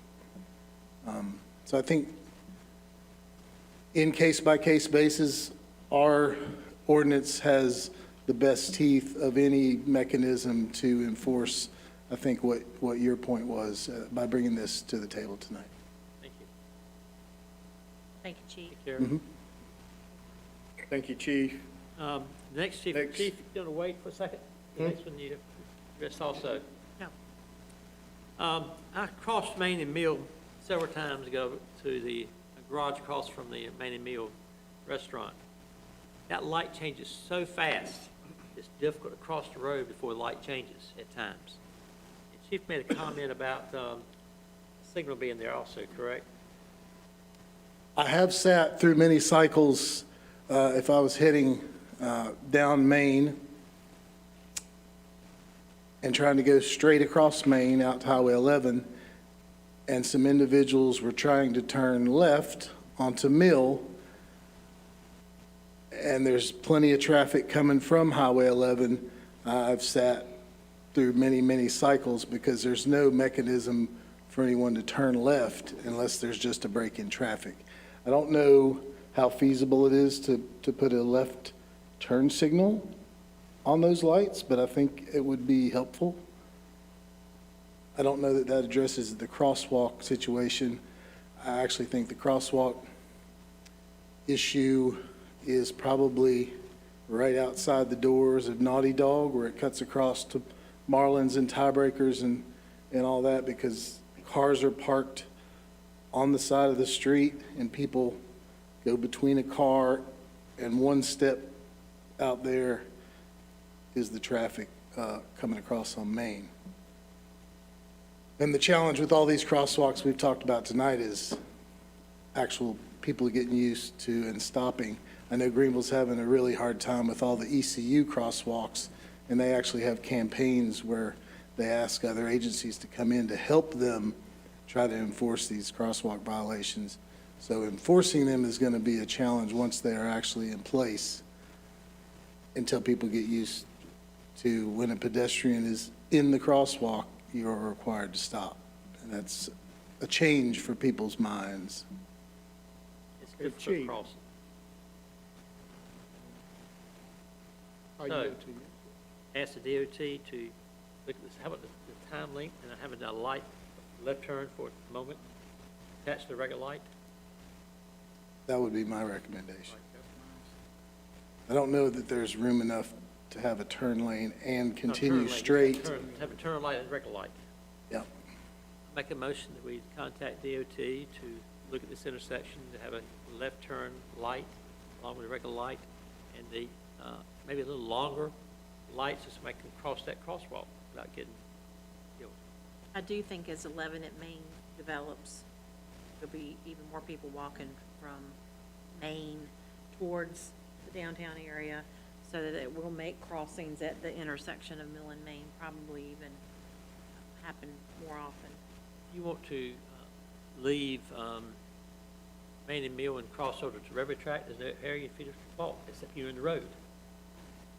Yeah, we looked at those intersections being corrected years ago. It was going to cost us, what, $250,000 an intersection? Yeah, years ago. And it would be nice to have a crosswalk midway the blocks along railroad. If we could cross the track somewhere and have a cement area to go across, like with a wheelchair or whatever, cross those midway to point. My motion is to look at that stoplight first.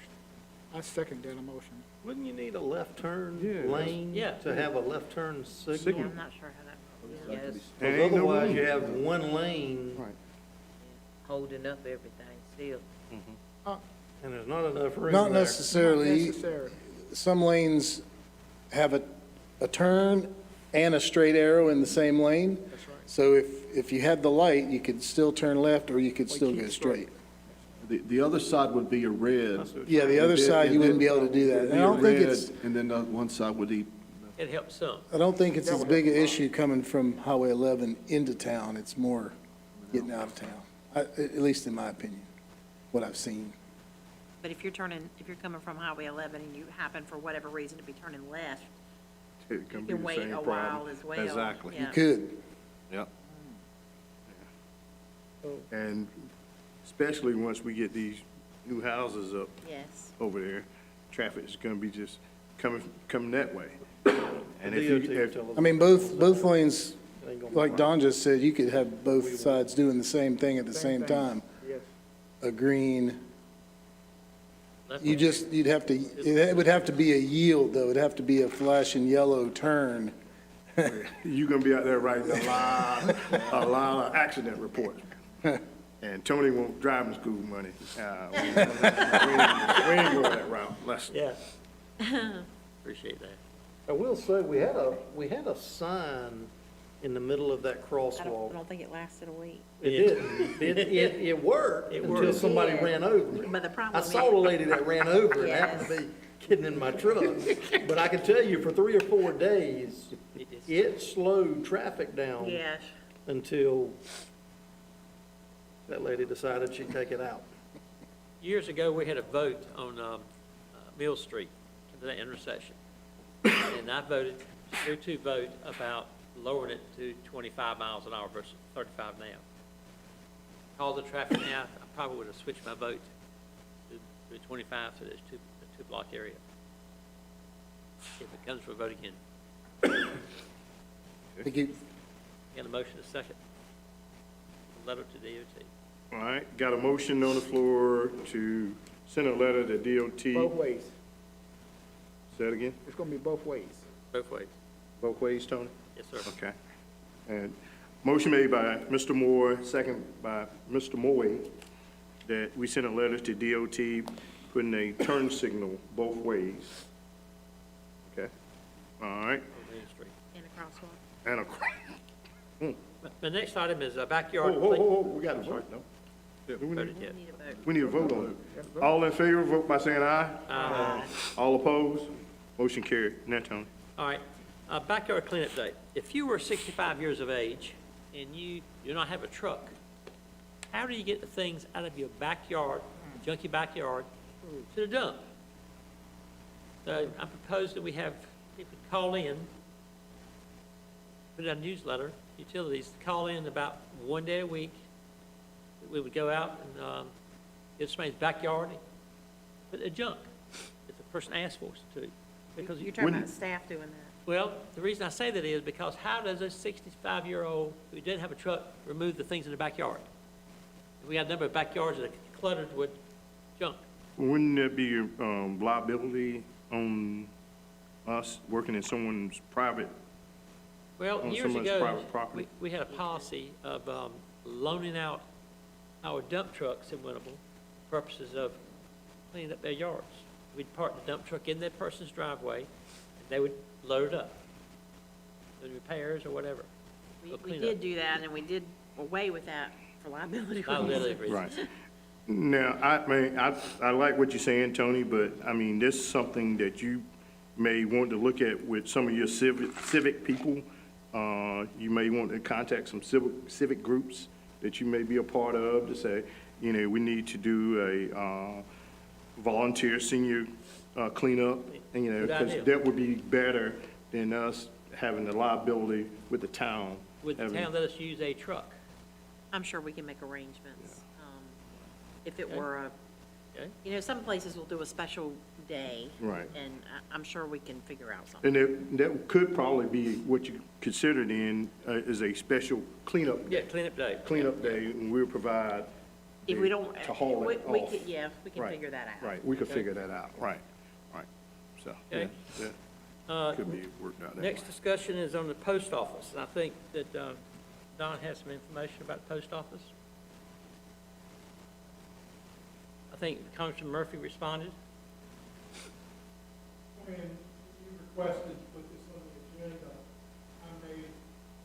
I made a contact to Mr. Littleton out of Congressman Murphy's office about his response that he had made back, and he said he'd check a little bit and see. And in response, he has sent me an email with the, I think it's the operations manager out of Greensboro, and there has been a facilities study done, and so we can get a copy of that and at least see what that said, and it would give us some traction then on what that study said, and then either tell them, let's get this done, or refute what some of them have said in their study, or We ask received them to. information from our senators Yes, we have. We received a letter we read before from Senator Burr. Burr. We Yeah, did get Senator Burr's one office. response from Right. Senator Burr, yeah. We had a letter from Senator Burr's office about the post office. What do you say? And his was essentially what it was. I apologize that I didn't have an opportunity to contact his office also, because I was able to get that information from Congressman Murphy's. Wanted to go with that to start with, but we'll follow up on any information that we've got in hand or have gotten to see what any of them can help us with. Once a week, staff asks me at post office, when are we getting new staff? It's a dangerous place, it's too small for what we do. And I agree, it's too small. When you got a tent behind, there's a building, there's a tent building, how safe can that tent be? Does it have those bags of sand tied onto it when we had a fence at the Watermelon Festival? I don't know. They said the place has mold. It's just too small for what they serve. Thank you. Next up, discussion on the Board of Adjustment, Councilman Moore. Okay, yes. If you look at Cedar Ridge, you see a mistake made that will be there forevermore. Across Cedar Ridge, where the Board of Adjustments made this, allowed the agricultural facility going in front of this nice neighborhood. And we've discussed at times whether we do away with it, Board of Adjustments or not. I just don't think we need a Board of Adjustments. I think that we can do that work ourselves instead of having a Board of Adjustments. That's just my take on it, because that mistakes made, I'm afraid what they do. We're the bottom line, that we're voted to represent our town, the people in Board of Adjustments, to appoint them, but we can't, we can overrule the planning board, we can't overrule the Board of Adjustments. The buck stops with them and not us. Because it's a quasi-judicial board, and sometimes you need that. I think you need that separation, because, I know you're gonna say I sat on the planning board before, but I sat on the planning board and been through this training, and if you go back through the training, you will see how important the Board of Adjustment is, because any little fraction of you outside of this room and you mention something, that's gonna, if we take it over, you start talking to somebody, tell somebody, then we're gonna wind up in court. Now, if you feel like you ain't gonna tell nobody, which I know you're gonna tell somebody, then we're gonna wind up in court. So we probably need to make sure that we stay in that frame of a Board of Adjustment so that we don't put ourselves in liability. And if I'm wrong, King, correct me. Well, I guess I've got a couple thoughts. The general statutes, I always start with the statutes in the ordinance. The general statutes does allow for, with the passage of an ordinance, that the Board of Adjustment be the town board, the elected board. So there's a mechanism there. However, it's my experience that, I think sort of the intent of that was towns that are small enough where they have trouble manning separate boards, they allow the one board to cover both. I would suggest, and again, it's my normal recommendation, that because the procedures are so different between this board and a Board of Adjustment, Board of Adjustment has very strict rules it must follow. This board, being legislative and administrative, just works with a different set of processes, that we have a separate board. I think that's wiser to do, so that we prevent any, even though innocent discretions that might affect ultimately the vote of the Board of Adjustment. The property across from, let's see, the corner intersection of Reedy Branch and Four Lines Road. Years ago, they wanted to put a detention type center for youth. And the church, the Seventh Adventist Church, sued Superior Court. It cost him, I think, $17,000 to sue. Then we found out later on that it was not large enough facility for it to be the type, it was not large, it had to be 2 acres. It was only an acre and not 3/4, is that correct? I'm not sure. I remember that matter did go in front of the, did go to local Superior Court, and Superior Court backed up what the Board of Adjustment did. It upheld the Board of Adjustments I thought decision. also we found out it was small, that it was supposed to be at least 2 acres. I think after there was a ruling in favor of the town, I think there was some negotiation that went back and forth. It's been a while since I've looked at that. It's been a few years. But I think there was some negotiation back and forth, and the matter was sort of worked out. But the court upheld what the town Well, I did. had a number of, residents, complain to me about that happening from the city ridge. Right, It yeah. kills that area for residential growth, that corner, because we had that facility for agriculture there. How can we change that? I'll just make a comment, because I've been on this board a long, long time, and there's been, I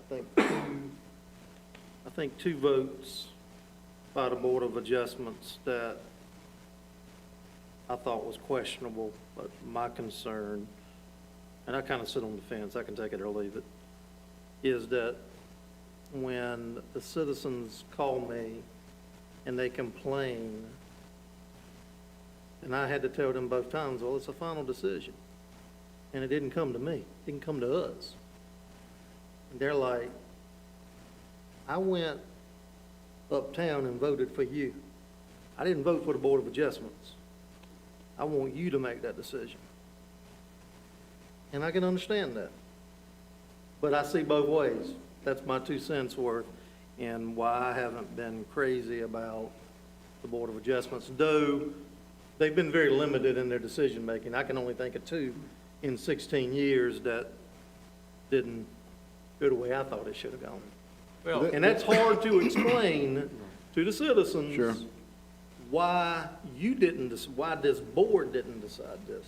There's a very strict process that you must go through. I'm sure over the years, and I've been attending the Board of Adjustment meeting now for a couple of years, and they meet about every other month. I mean, I can't tell you the number of decisions, but there's quite a few decisions made each year, and I'm sure if you look back over 10 or 12 years, there's probably some people that might not be happy with all the decisions, but the statute is very clear on the process you go through and the hurdles you got to jump through, and I mean, Brian does a really good job in making sure they follow that. And Keenan attends these meetings, so there is an attorney and legal presence there, every meeting. And also the county has the Board of Adjustment. The city of Greenville has the Board of Adjustment. Well, one time we had a couple that, one was head of our planning board, one of the Board of Adjustments, and one did work for the depot. And the guy who did, we approved $24,000 worth of work to be done at the depot. It was town money. He was paid this money for a long period of time. Well, I did some research on the gentleman. I found 24 pages, and I still got it in my desk. That wasn't his real name. Different places he'd gone all across the state of North Carolina to live, to different places. He was from Florida. He was on the school board in Florida, I believe. But he added, he and his wife tag team. They didn't have the same last name. And he had a house, had a big hole that had a red flag in the center of a house. How many houses do you go to, and you have a hole in the center of his house? And then we give $24,000 to this person at the Board of Adjustments, and he in return takes the money, $24,000 we appropriate, and does nothing, because if he ever did any work, he would have a job. And it took us an 8-year period to finish the depot. And, We give the money to him, or did we give it to the Historical Society? Historical Society, and We gave it to the Historical Society. they did nothing. So we didn't give it to him. And they said that when they came with that request, we gotta honor it. They said that we won't ask you for anything else, and they did not come back and ask for anything, even though they had been swindled out of this money. It did happen. I remember it happening. but the money was given to Historical Society, and that person was supposed to be doing things to restore the depot.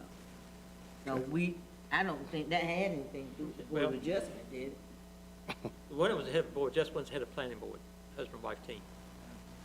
But I know that I've attended some of the meetings, and I've listened to the requirements set forth by our planning director to the Board of Adjustment.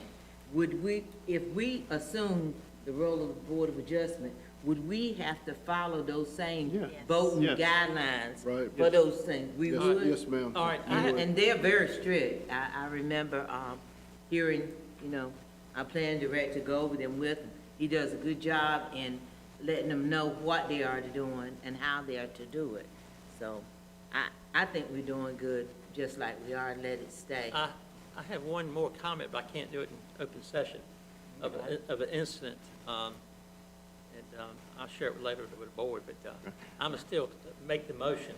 So if anybody asks me, I said, I tried to do away with the Board of Adjustment, the town do it because you elected me. It sort of makes it easier for me to explain to people.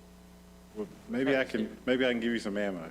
Go ahead. So I'll kind of echo what you've already heard from Keene and the mayor and the town manager. But so the way the zoning or the zoning laws for North Carolina are set up, it gives you the ability to establish that Board of Adjustment. So typically you'll see town council or Board of Aldermen take on dual roles where they are council members and Board of Adjustment.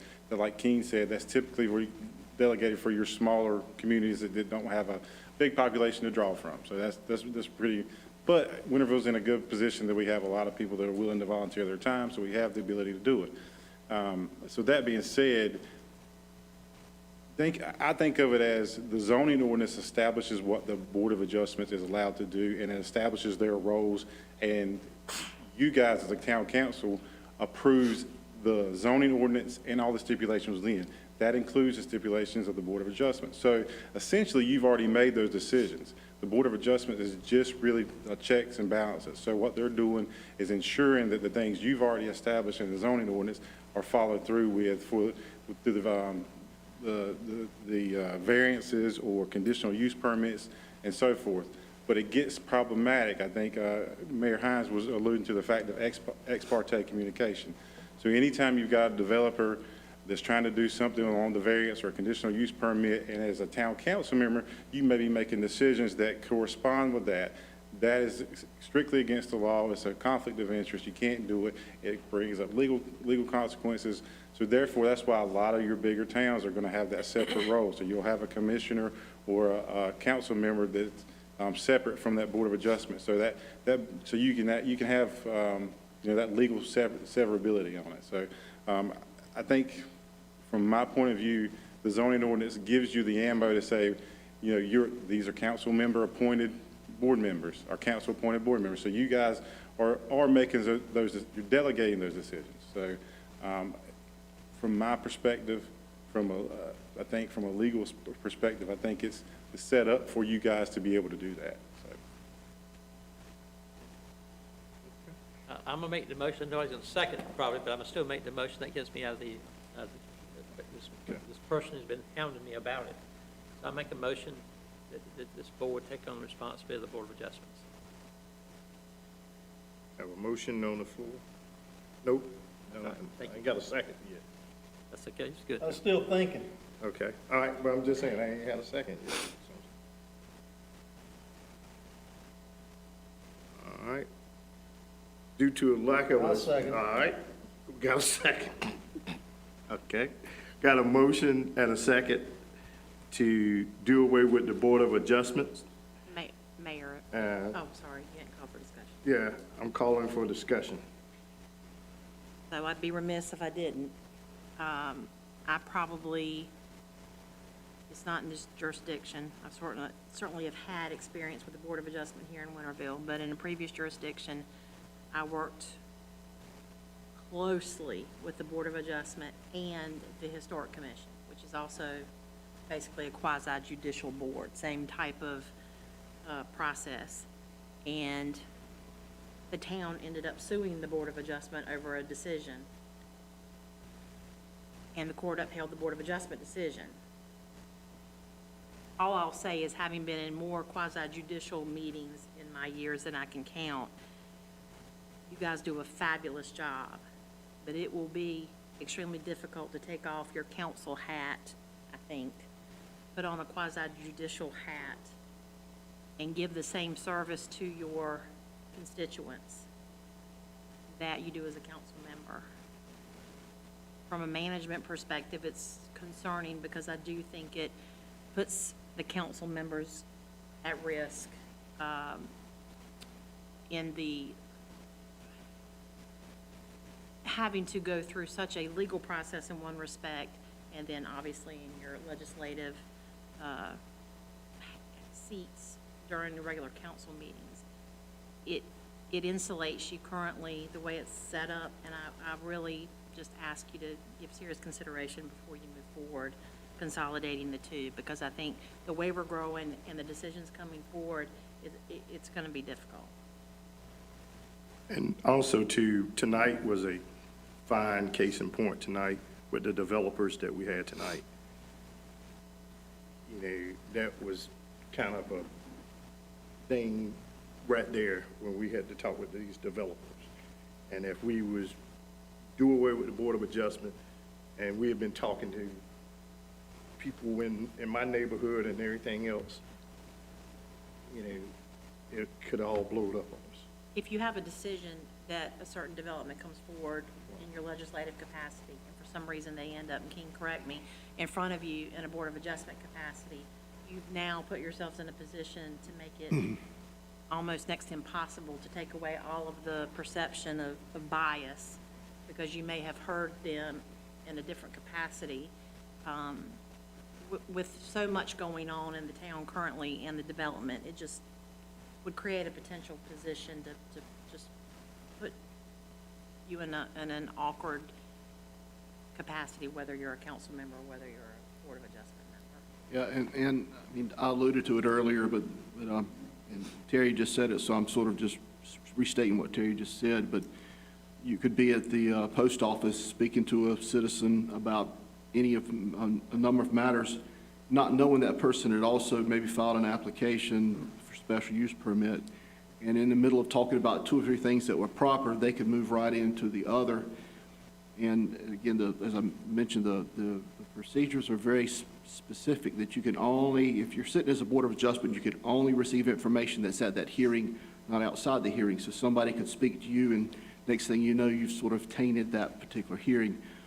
You could also be speaking to someone at the post office about things that were completely proper, not knowing that person had filled out an application, not even speak about the application, but somebody on the other side could see you speaking to that person and think, well, y'all were over there talking about it. It's just, you know, and you've not done anything wrong, but perhaps the appearance that maybe y'all were talking about something. So it's, I think it's just cleaner, and it use the word insulates. You're insulated by having that separate board to handle these matters. And would How many years have to go by before the length of time is up that you can go sue the Board of Adjustments for the decision they've made? If the decision was made 40 years ago, could I go back and sue? No. What's the time length? That's a great question. I thought it was like 3-year statute of limitations. It might be 3. I know that a lot of things, it's really only a 30-day, but I think this one, something like that, is probably a 3-year. I'm going to be honest with you, I'm not 100% sure of that, but it's probably. And you buy something tomorrow, a piece of property in Winterville, and it was done 40 years ago, so you couldn't do anything about it. No, there's a limit there.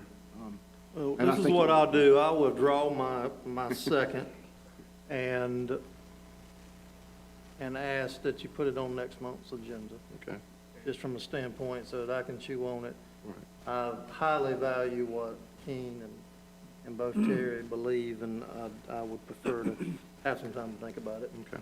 We'll have it back on for me. All right. So Mr. Smith withdraw his second. So Mr. Moore, do you want to amend your motion to have it put back on? Yes. Okay. All right. We'll have it back on May.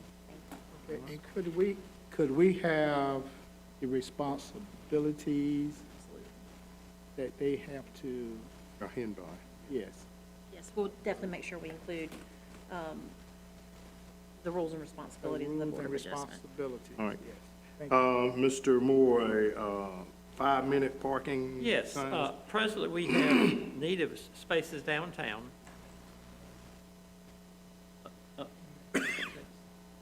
I don't know that Consensus. All right. And need a motion. Motion, back. Let me make a motion to put on next month's agenda. I think consensus is fine. Okay, all right. You're fine. Now I start with an interesting item. There are 2 spaces downtown that have 5-minute periods of being used. Well, we did it for a particular business downtown. That business only works certain hours. So to make available these 2 spaces for longer lengths of time, I'd like to amend it in the signs that say during the hours this business is open. Chief, you can have a recommendation too.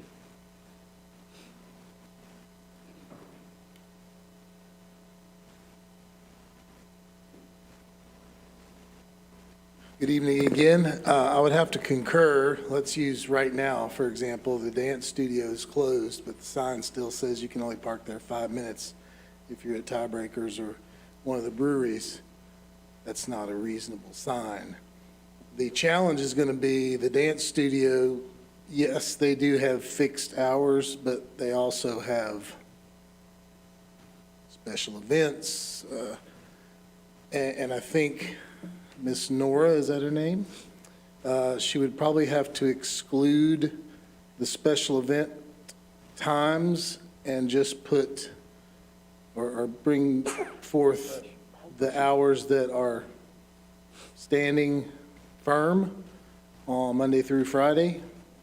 And I think that would be a reasonable, for example, there's a lot of places at the beach or downtown where parking is not available during the week between these hours and these hours, but on the weekends, you can park there at any time. So it makes sense for those signs to have a day and time that those 5-minute times are reasonable. Would you like to talk to her about? I would be happy to. Yeah. Okay. Bring that back next meeting? Yes, Perfect. thank you. Thank you, Chief. Thank you for being patient. Finished. Stormwater workshop. Mayor, members of the council, went back and pulled some dates for May for our potential stormwater workshop. Forgive me, I'm sneezing. And the dates proposed are Tuesdays and Thursdays, Tuesday, May 10th, Thursday, May 12th, Tuesday, May 17th, and Thursday, May 19th. May 17th works for me. Okay? Election day, Is it? May 17th.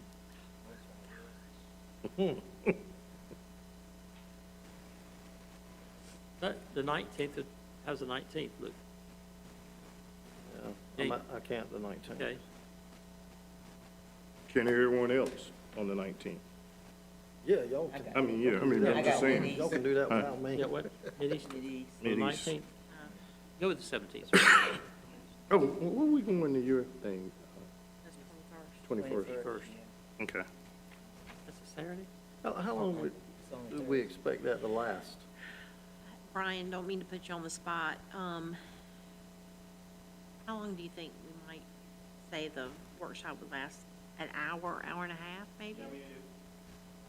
Typically. I mean, we're guessing, So but we've asked for guidance just on a general basis, so I would assume an hour, hour and a half at the most. I mean, I'm wondering if we could do 5 o'clock. if you on all, the yeah, 10th. absolutely. Oh, well, probably.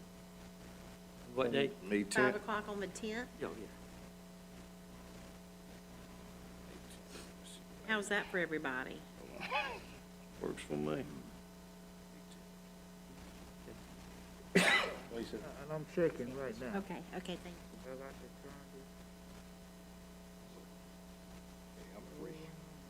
Everybody? 5 o'clock. 5 o'clock. Mr. Rice, is that good for you? I don't have my schedule with me, but I think it is. Okay. Mr. Mooney? Checking right now. Okay. Make sure you let those residents know that Chung's and Absolutely. May 10th. May 10th at 5? Good. So I think everybody can be there. Brian, you'll help me contact the state folks, and we'll contact the residents that we've been discussing stormwater issues with. So we have it for Tuesday, May 10th at 5 o'clock. Excellent. And thank you, everybody, for Thank you. committing to a date for stormwater. I think it's much needed. Discussion of the Town 125 Quad, town managers. Uh, Well, moving on along. Mayor, members of the council, I didn't want times getting away from us in the year, and I didn't want to get too far behind. You all normally conduct my performance review in April. Last year, we did it at 5 o'clock, the night of our budget update meeting. And that is this month on April 25th. That sounds good again, 5 o'clock. Yes, if that's everybody at Keene, I know that pushes us time-wise, condenses us. I'll try to have my stuff in order and get the On the forms out to 25th? everybody. Yes, sir. I got a church board meeting. That's Oh, it's also the 24th. Is it? 25th. It's the Yeah, 25th, I church board think. meeting. That's a CMSD meeting. I got 24th. Is it the 24th? Yeah, I got the 24th, Tuesday. I think last year it was the 25th. So 24th is a 24th, you're Sunday. right. 24th? And the 26th. April? Yes. It's 25th, is it Oh, we were Monday? in May. 24th You is talking a about Saturday. April? I mean, Yes, Saturday. April. Yeah. Oh, I'm in May. Okay, no. April 25th is our budget, Budget workshop. yes. Yeah, budget workshop. Oh, okay, yeah. Yeah. So we're going to do you're proposing to do the evaluation on April the 25th at 5 5 o'clock. o'clock, okay. Is that Yep, good with everyone? yep, I can do 5 o'clock. Ross? Yeah, Okay, so we'll get the forms out. yeah, it's like 2 weeks. Yes, I know, it's tight. That's when I was almost like, oh my gosh, I almost got behind the 8 ball there, but I think we can do it. and you Yeah. need the forms back. Yeah, I was just going to, say from my perspective, I mean, I don't, if I could just have them a few business days before the, You won't I know. have to fight us trying to get them back. I know. It's challenging sometimes, I'm sorry. That's all right. Yeah, so the, April the 25th, at what time? At 5. 5. Okay. And since we're going to be meeting that night, there'll be dinner provided then. Yes.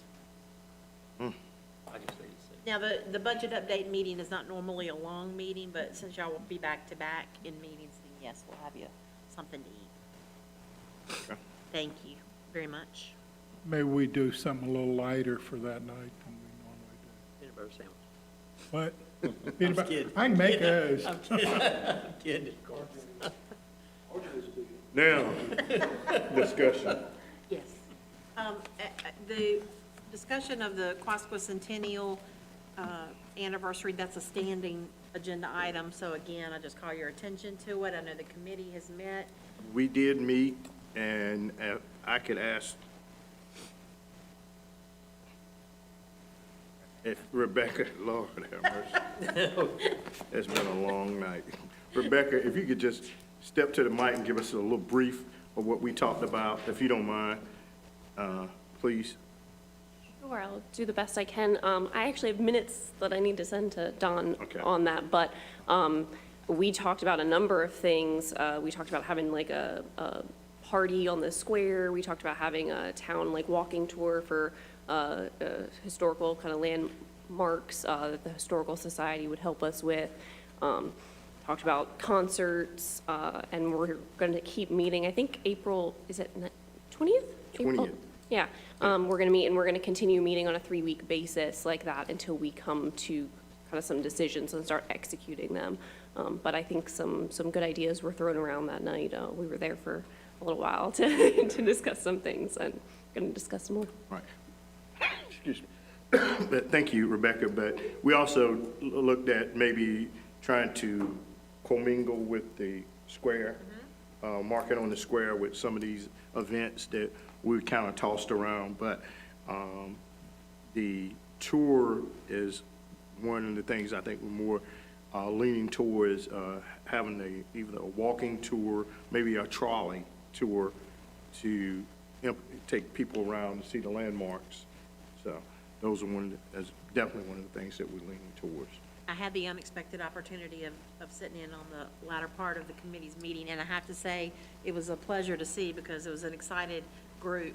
They had come up with lots of really good ideas, and it was neat to kind of watch that in process. So, Rebecca, thank you, but to all the volunteers, that was really nice to see. We have a tentative date close to, or like a pencil-in date?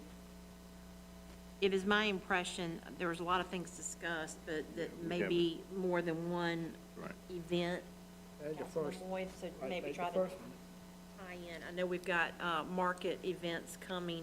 I believe the first one's in May. I'm doing that off memory, but maybe trying to do something then. So as soon as we get something solidified, certainly we'll get that out to everybody. But you're looking at May right now. Well, potentially for the potential. first.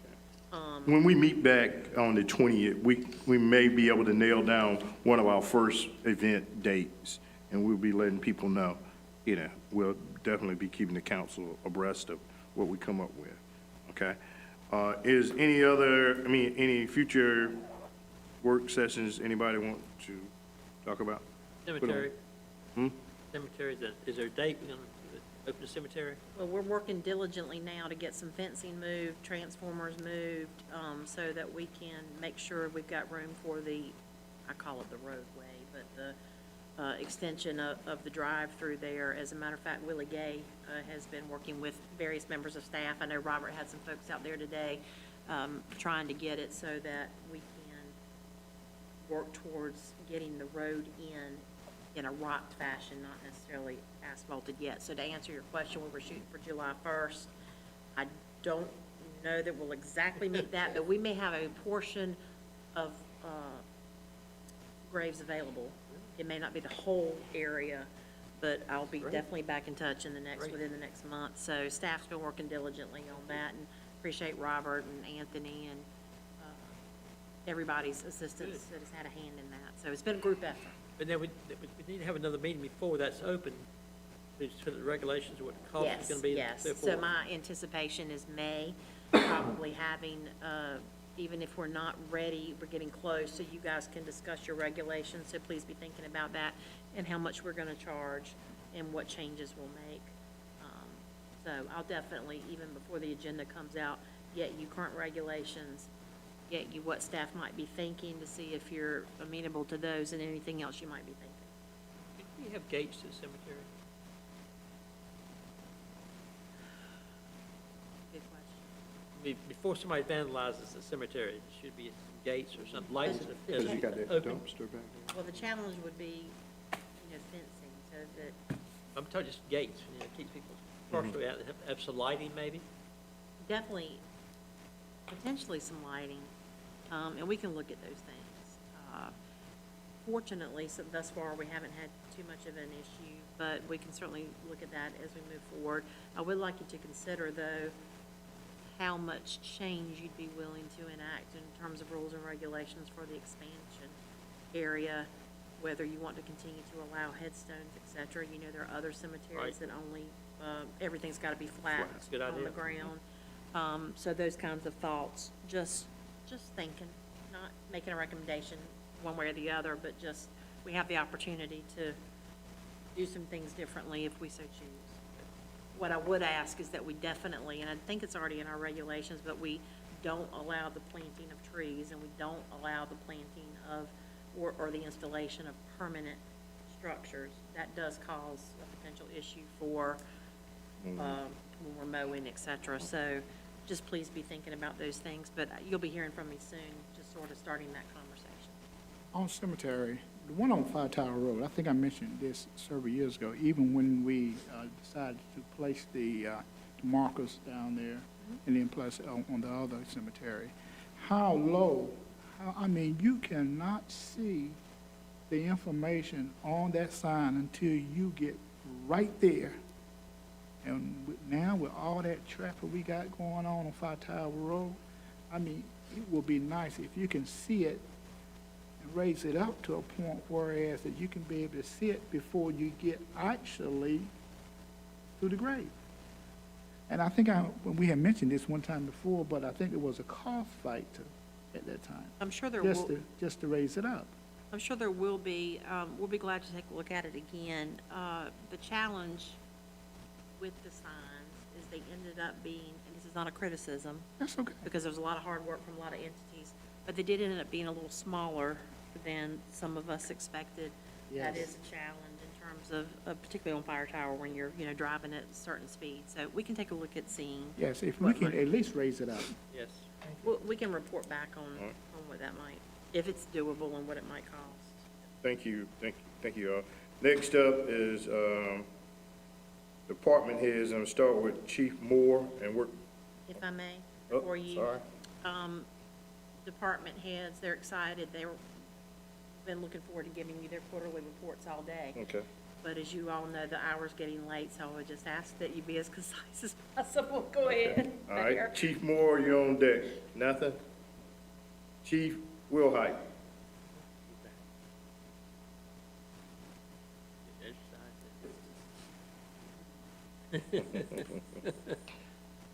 Good evening again. I'll be brief.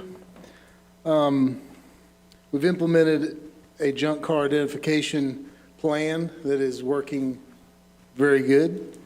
Since February 11th, we've identified 43 junk vehicles which have either been towed, they've complied, they've been sold, or removed for whatever the mechanism that the citizen chose to comply. And our goal is to do one a day until we don't have any more. So that's our plan. That includes that one that's on, It includes all of them. We might not get that Mustang that I see every day going down Railroad Street. I'm going to focus on that one tomorrow. okay. I think we had a new addition to, was it Main Street? One. The mayor mentioned the high rate of speed on Cooper Street during drop-off, or during pickup times at A.G. Cox.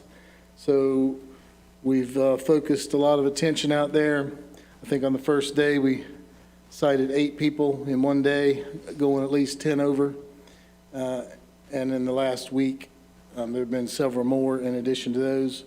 So we will continue that campaign until the message is sent. Get them. I appreciate that, because, That'll make my mama happy. yes. We haven't seen much activity on Blackstone. We have gotten several complaints about tractors and trailers being parked out on Blackstone. And I was speaking to, I think it was Councilman Moy, about, there's a 4-acre piece of private property out there that's not, I don't even know that it's in the town, but the trucks are being parked not in the roadway, but on this piece of property, which we have no authority over them. I did relay that to the citizen who was complaining today, and she understood, but she doesn't really know what to do about that situation. Nor do I, for that matter. We've got 3 trainees in class right now, I'm happy to report, and we've got a 4th that I'm confident will be in Police Academy shortly. So hopefully in the near few months, I'll be introducing some brand-new employees, and I think you'll be pleased with them. I definitely am. And lastly, we've applied for a grant, Anthony. I'm just telling you that right now. We've been part of an Internet Crimes Against Children group within Pitt County with a few other agencies, and there's a grant out right now. And in that grant, we've asked for several of the really nice camera systems. And our goal is to integrate those with Greenville's cameras. They have cameras all over their city. And for an example of how that will help us, last week, some individuals carried a $2,000 air conditioner out of Sam's Club on their shoulder, walked right out the entrance. The Sam's camera caught them carrying it to their vehicle. Greenville's cameras picked them up at Fire Tower and 11. And then we were able to work with Greenville and follow that vehicle all the way down to Hooker Road, where it dropped off this air conditioner at the Chicken Shack.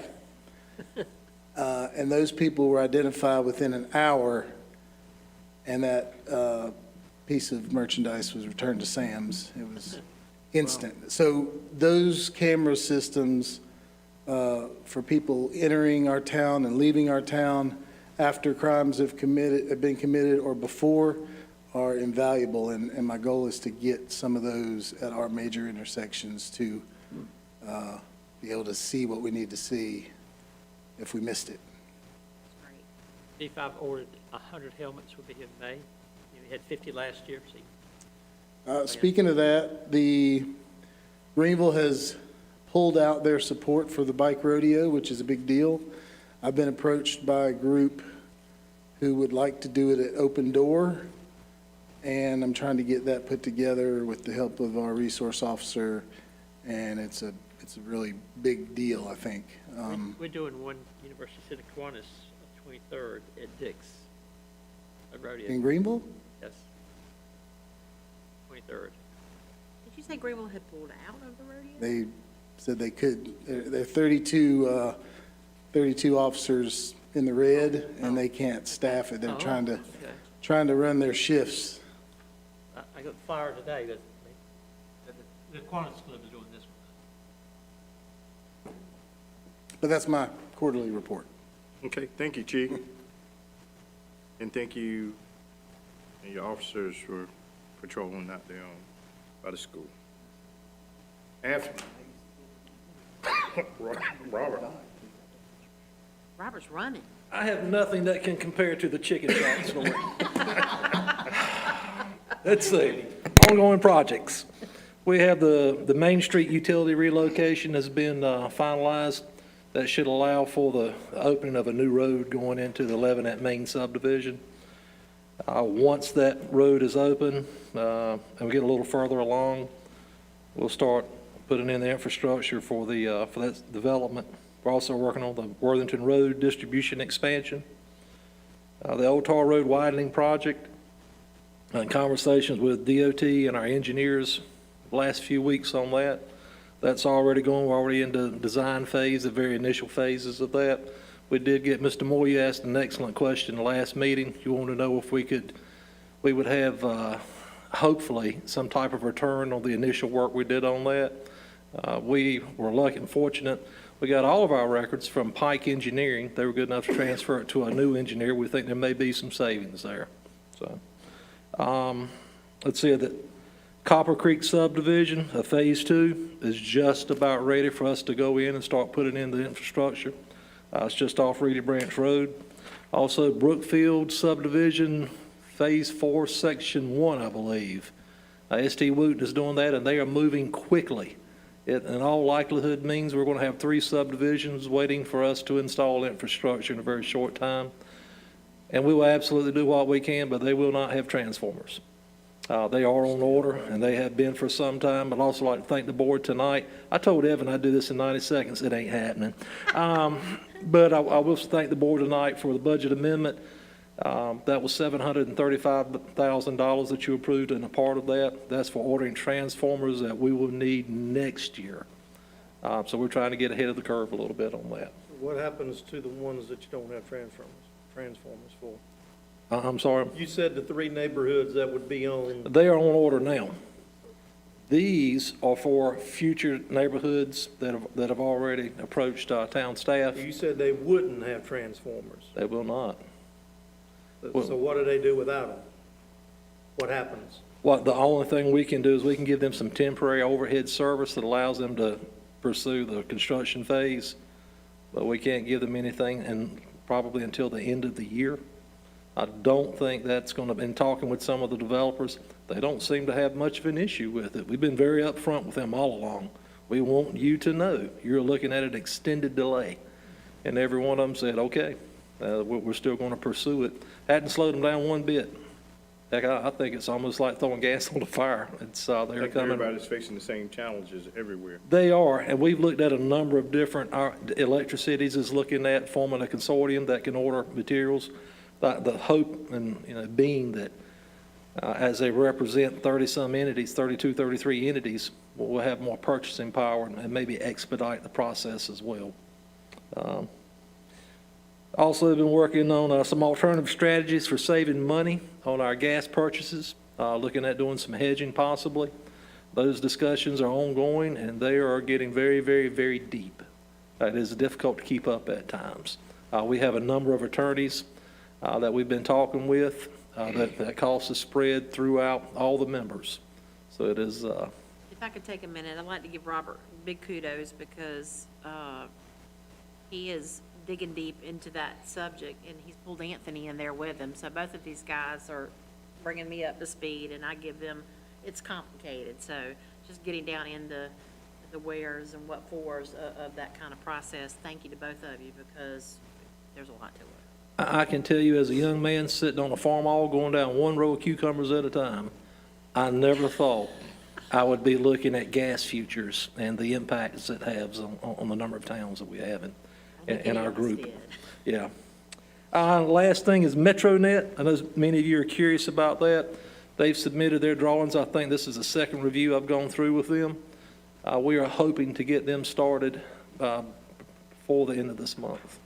One of our legislative agendas, several committee for the municipalities, is that the Winterville and all municipalities will have their own internet service like Wilson. That's one of our top priorities. So All right. hopefully we General Assembly approves it next year. If. Well, if we ever get to that point and you guys are looking for free HBO, come see me. That was a joke. That was. Okay, I was getting ready to say, see me. Mr. Moise said, sign me up. That's the first question everybody has asked those guys when they've come through town. Can you help me out? But anyway, and on that utility relocation, the only thing I can say that'll compare with Chief Will Height is we had a utility relocation last week. We had to close Cross Street because of it. And we had a dump truck with the bed up that caught a utility line. And we were very fortunate. And when I went down there, I immediately recognized the truck driver and the truck because he was the exact same individual that tore the lines down at my house last summer. Same guy, same truck, same company. Honest to God. I can't make it up. And only Robert. Yep. Well, Robert, Yes, sir. do you have a date of when they probably start the widening of Tar Road? I do not. But the year is next year. My understanding is 24, 25, Oh, so they're going to 24 and 25. but I heard a councilman one time say, you know how DOT is. So I'm going to leave it right there. Okay, but we are, Be lucky if you see it by 2030. It's supposed to be 2002. When I moved there in '89, it said 2002, we had a 5-lane road. Yeah, but we are in the process of starting our development now, though. absolutely. Well, we started ours years back at the first 3-4 years ago when they said it was on go, and we started then, and now we've started again. I have a meeting actually scheduled Wednesday afternoon at 1 p.m. with DOT and our engineer to discuss some design elements. Thank you, Robert. And thank you. All right. Maybe you can hedge them. Hedge 'em. Evan, do you have, I know Evan's got them. Oh, my. Don't worry, I'll beat them. What do I win if I do? So just a couple things for you real quick. Fork Swamp Canal Greenway Phase 1. If you all remember, we submit through Congressman Butterfield last year. It was an earmark or community project. We were not funded for that last year. I believe funding deadline, we have to submit Thursday. So we've spoken with Eliud with the Thank you, MPO, I'm sorry, I'm struggling. With the MPO, and he recommended that we just submit the same application because we did it, everything is still relevant. So we'll get all that submitted again for the Fork Swamp Canal Greenway Phase 1, and that is the East Main portion, that's Phase 1 of that. Parking lot striping at the rec park, we're going to be getting that done next week. That we'll have that done on Monday with the rain date of Tuesday. Been difficult to get that one struggled because of Pitt County schools and all the construction, everything going on, but we are getting that one done. Baseball is trucking and underway. I think we've got 21 teams playing with another 16 starting this week. Parks Maintenance Shop, I know Councilman Moore was asking about that a little while back. And we have been speaking with some engineers, actually one of them is sitting in the room right now, about some things related to that. So hopefully we should have some more information on that next month. Easter, I know I saw Ms. Robertson, and I don't know if I saw anybody else out there, but we had our Easter event this year for the first time since, I guess that would have been 2019. Not quite in its traditional format. What I mean by that, it was bigger and better. We had some bounce houses and some games and some more age groups split up and stuff. So everything that I heard seemed to be really good feedback. PD did free food for that. We did hot dogs, hamburgers, chips, and all that stuff. So everything seemed to go really well with that. People liked it. So I think we will continue to do that, in the future, rather than just the Easter egg hunt itself, add a little bit more to it. And just as a reminder, the upcoming, we've got all of the state tournaments for Cal Ripken baseball. June 25th, I believe, is the start date for that. We should have probably 30 teams or so coming into town for that. That is age groups 8 through 12. That's all I got. Thank you. 7.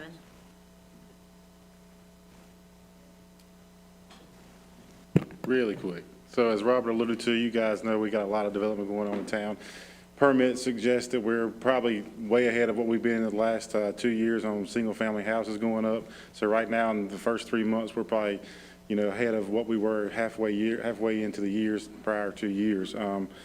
But Haley Robinson, she's current ECU student, former intern for the planning department. She is doing a multimodal transportation plan, specifically focusing on downtown. So it's looking at walkability, bikeability, and golf cart ability from neighborhoods to our downtown area. So she's doing that for her practicum, it's ECU, but she's going to actually present to council. So I think that plan is going to really, really kind of highlight what our downtown is and how accessible it is to our residential around it. So looking forward to seeing what she's got. I think, like I said, it's going to complement everything we've got going on downtown. That's all I got. Thank you, Brian. All right, town attorney. I have no report, just wish everybody a happy Easter. Okay. Thank you. Councilman Moore. This latest Happy Easter. All right. No. Councilwoman Robinson. I got 2 things. All right. I've been working with some people from social services about satellite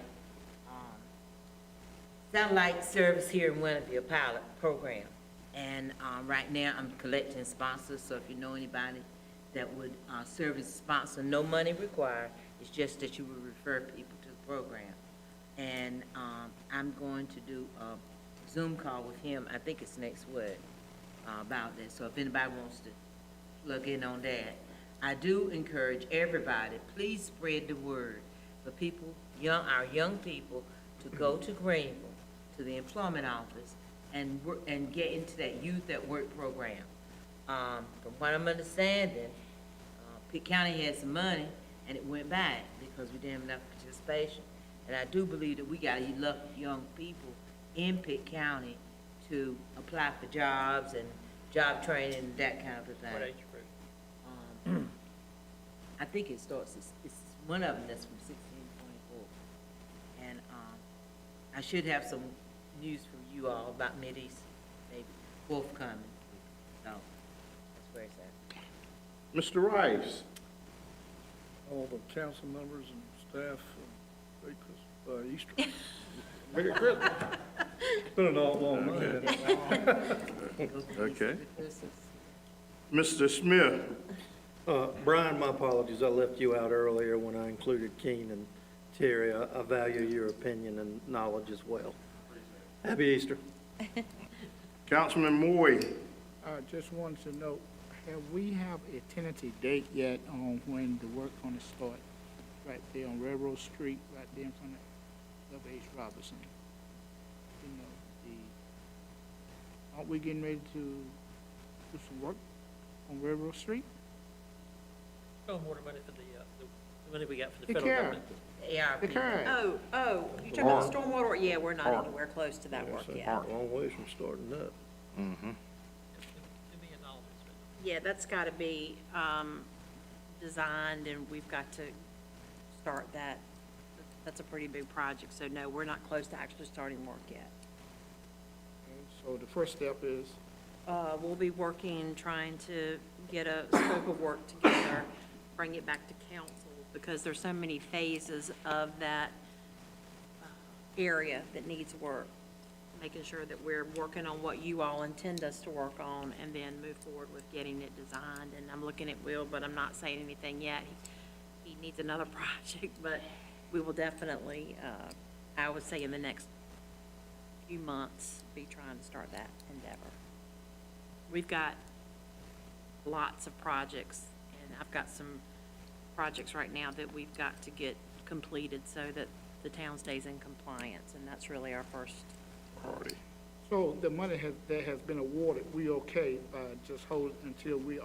We've actually- received half of that That is correct. allotment, and, Anthony, I don't know if you want to interject, but yes, we know we're on a deadline, we know we gotta spend that money, so the idea is not to drag too long, but we wanna try to get a few of these more pressing times. So we received 3.2 million, we received half of that, so the total allotment is 3.2. But essentially, we have till 2024 to encumber the money, and until 2026 to spend it.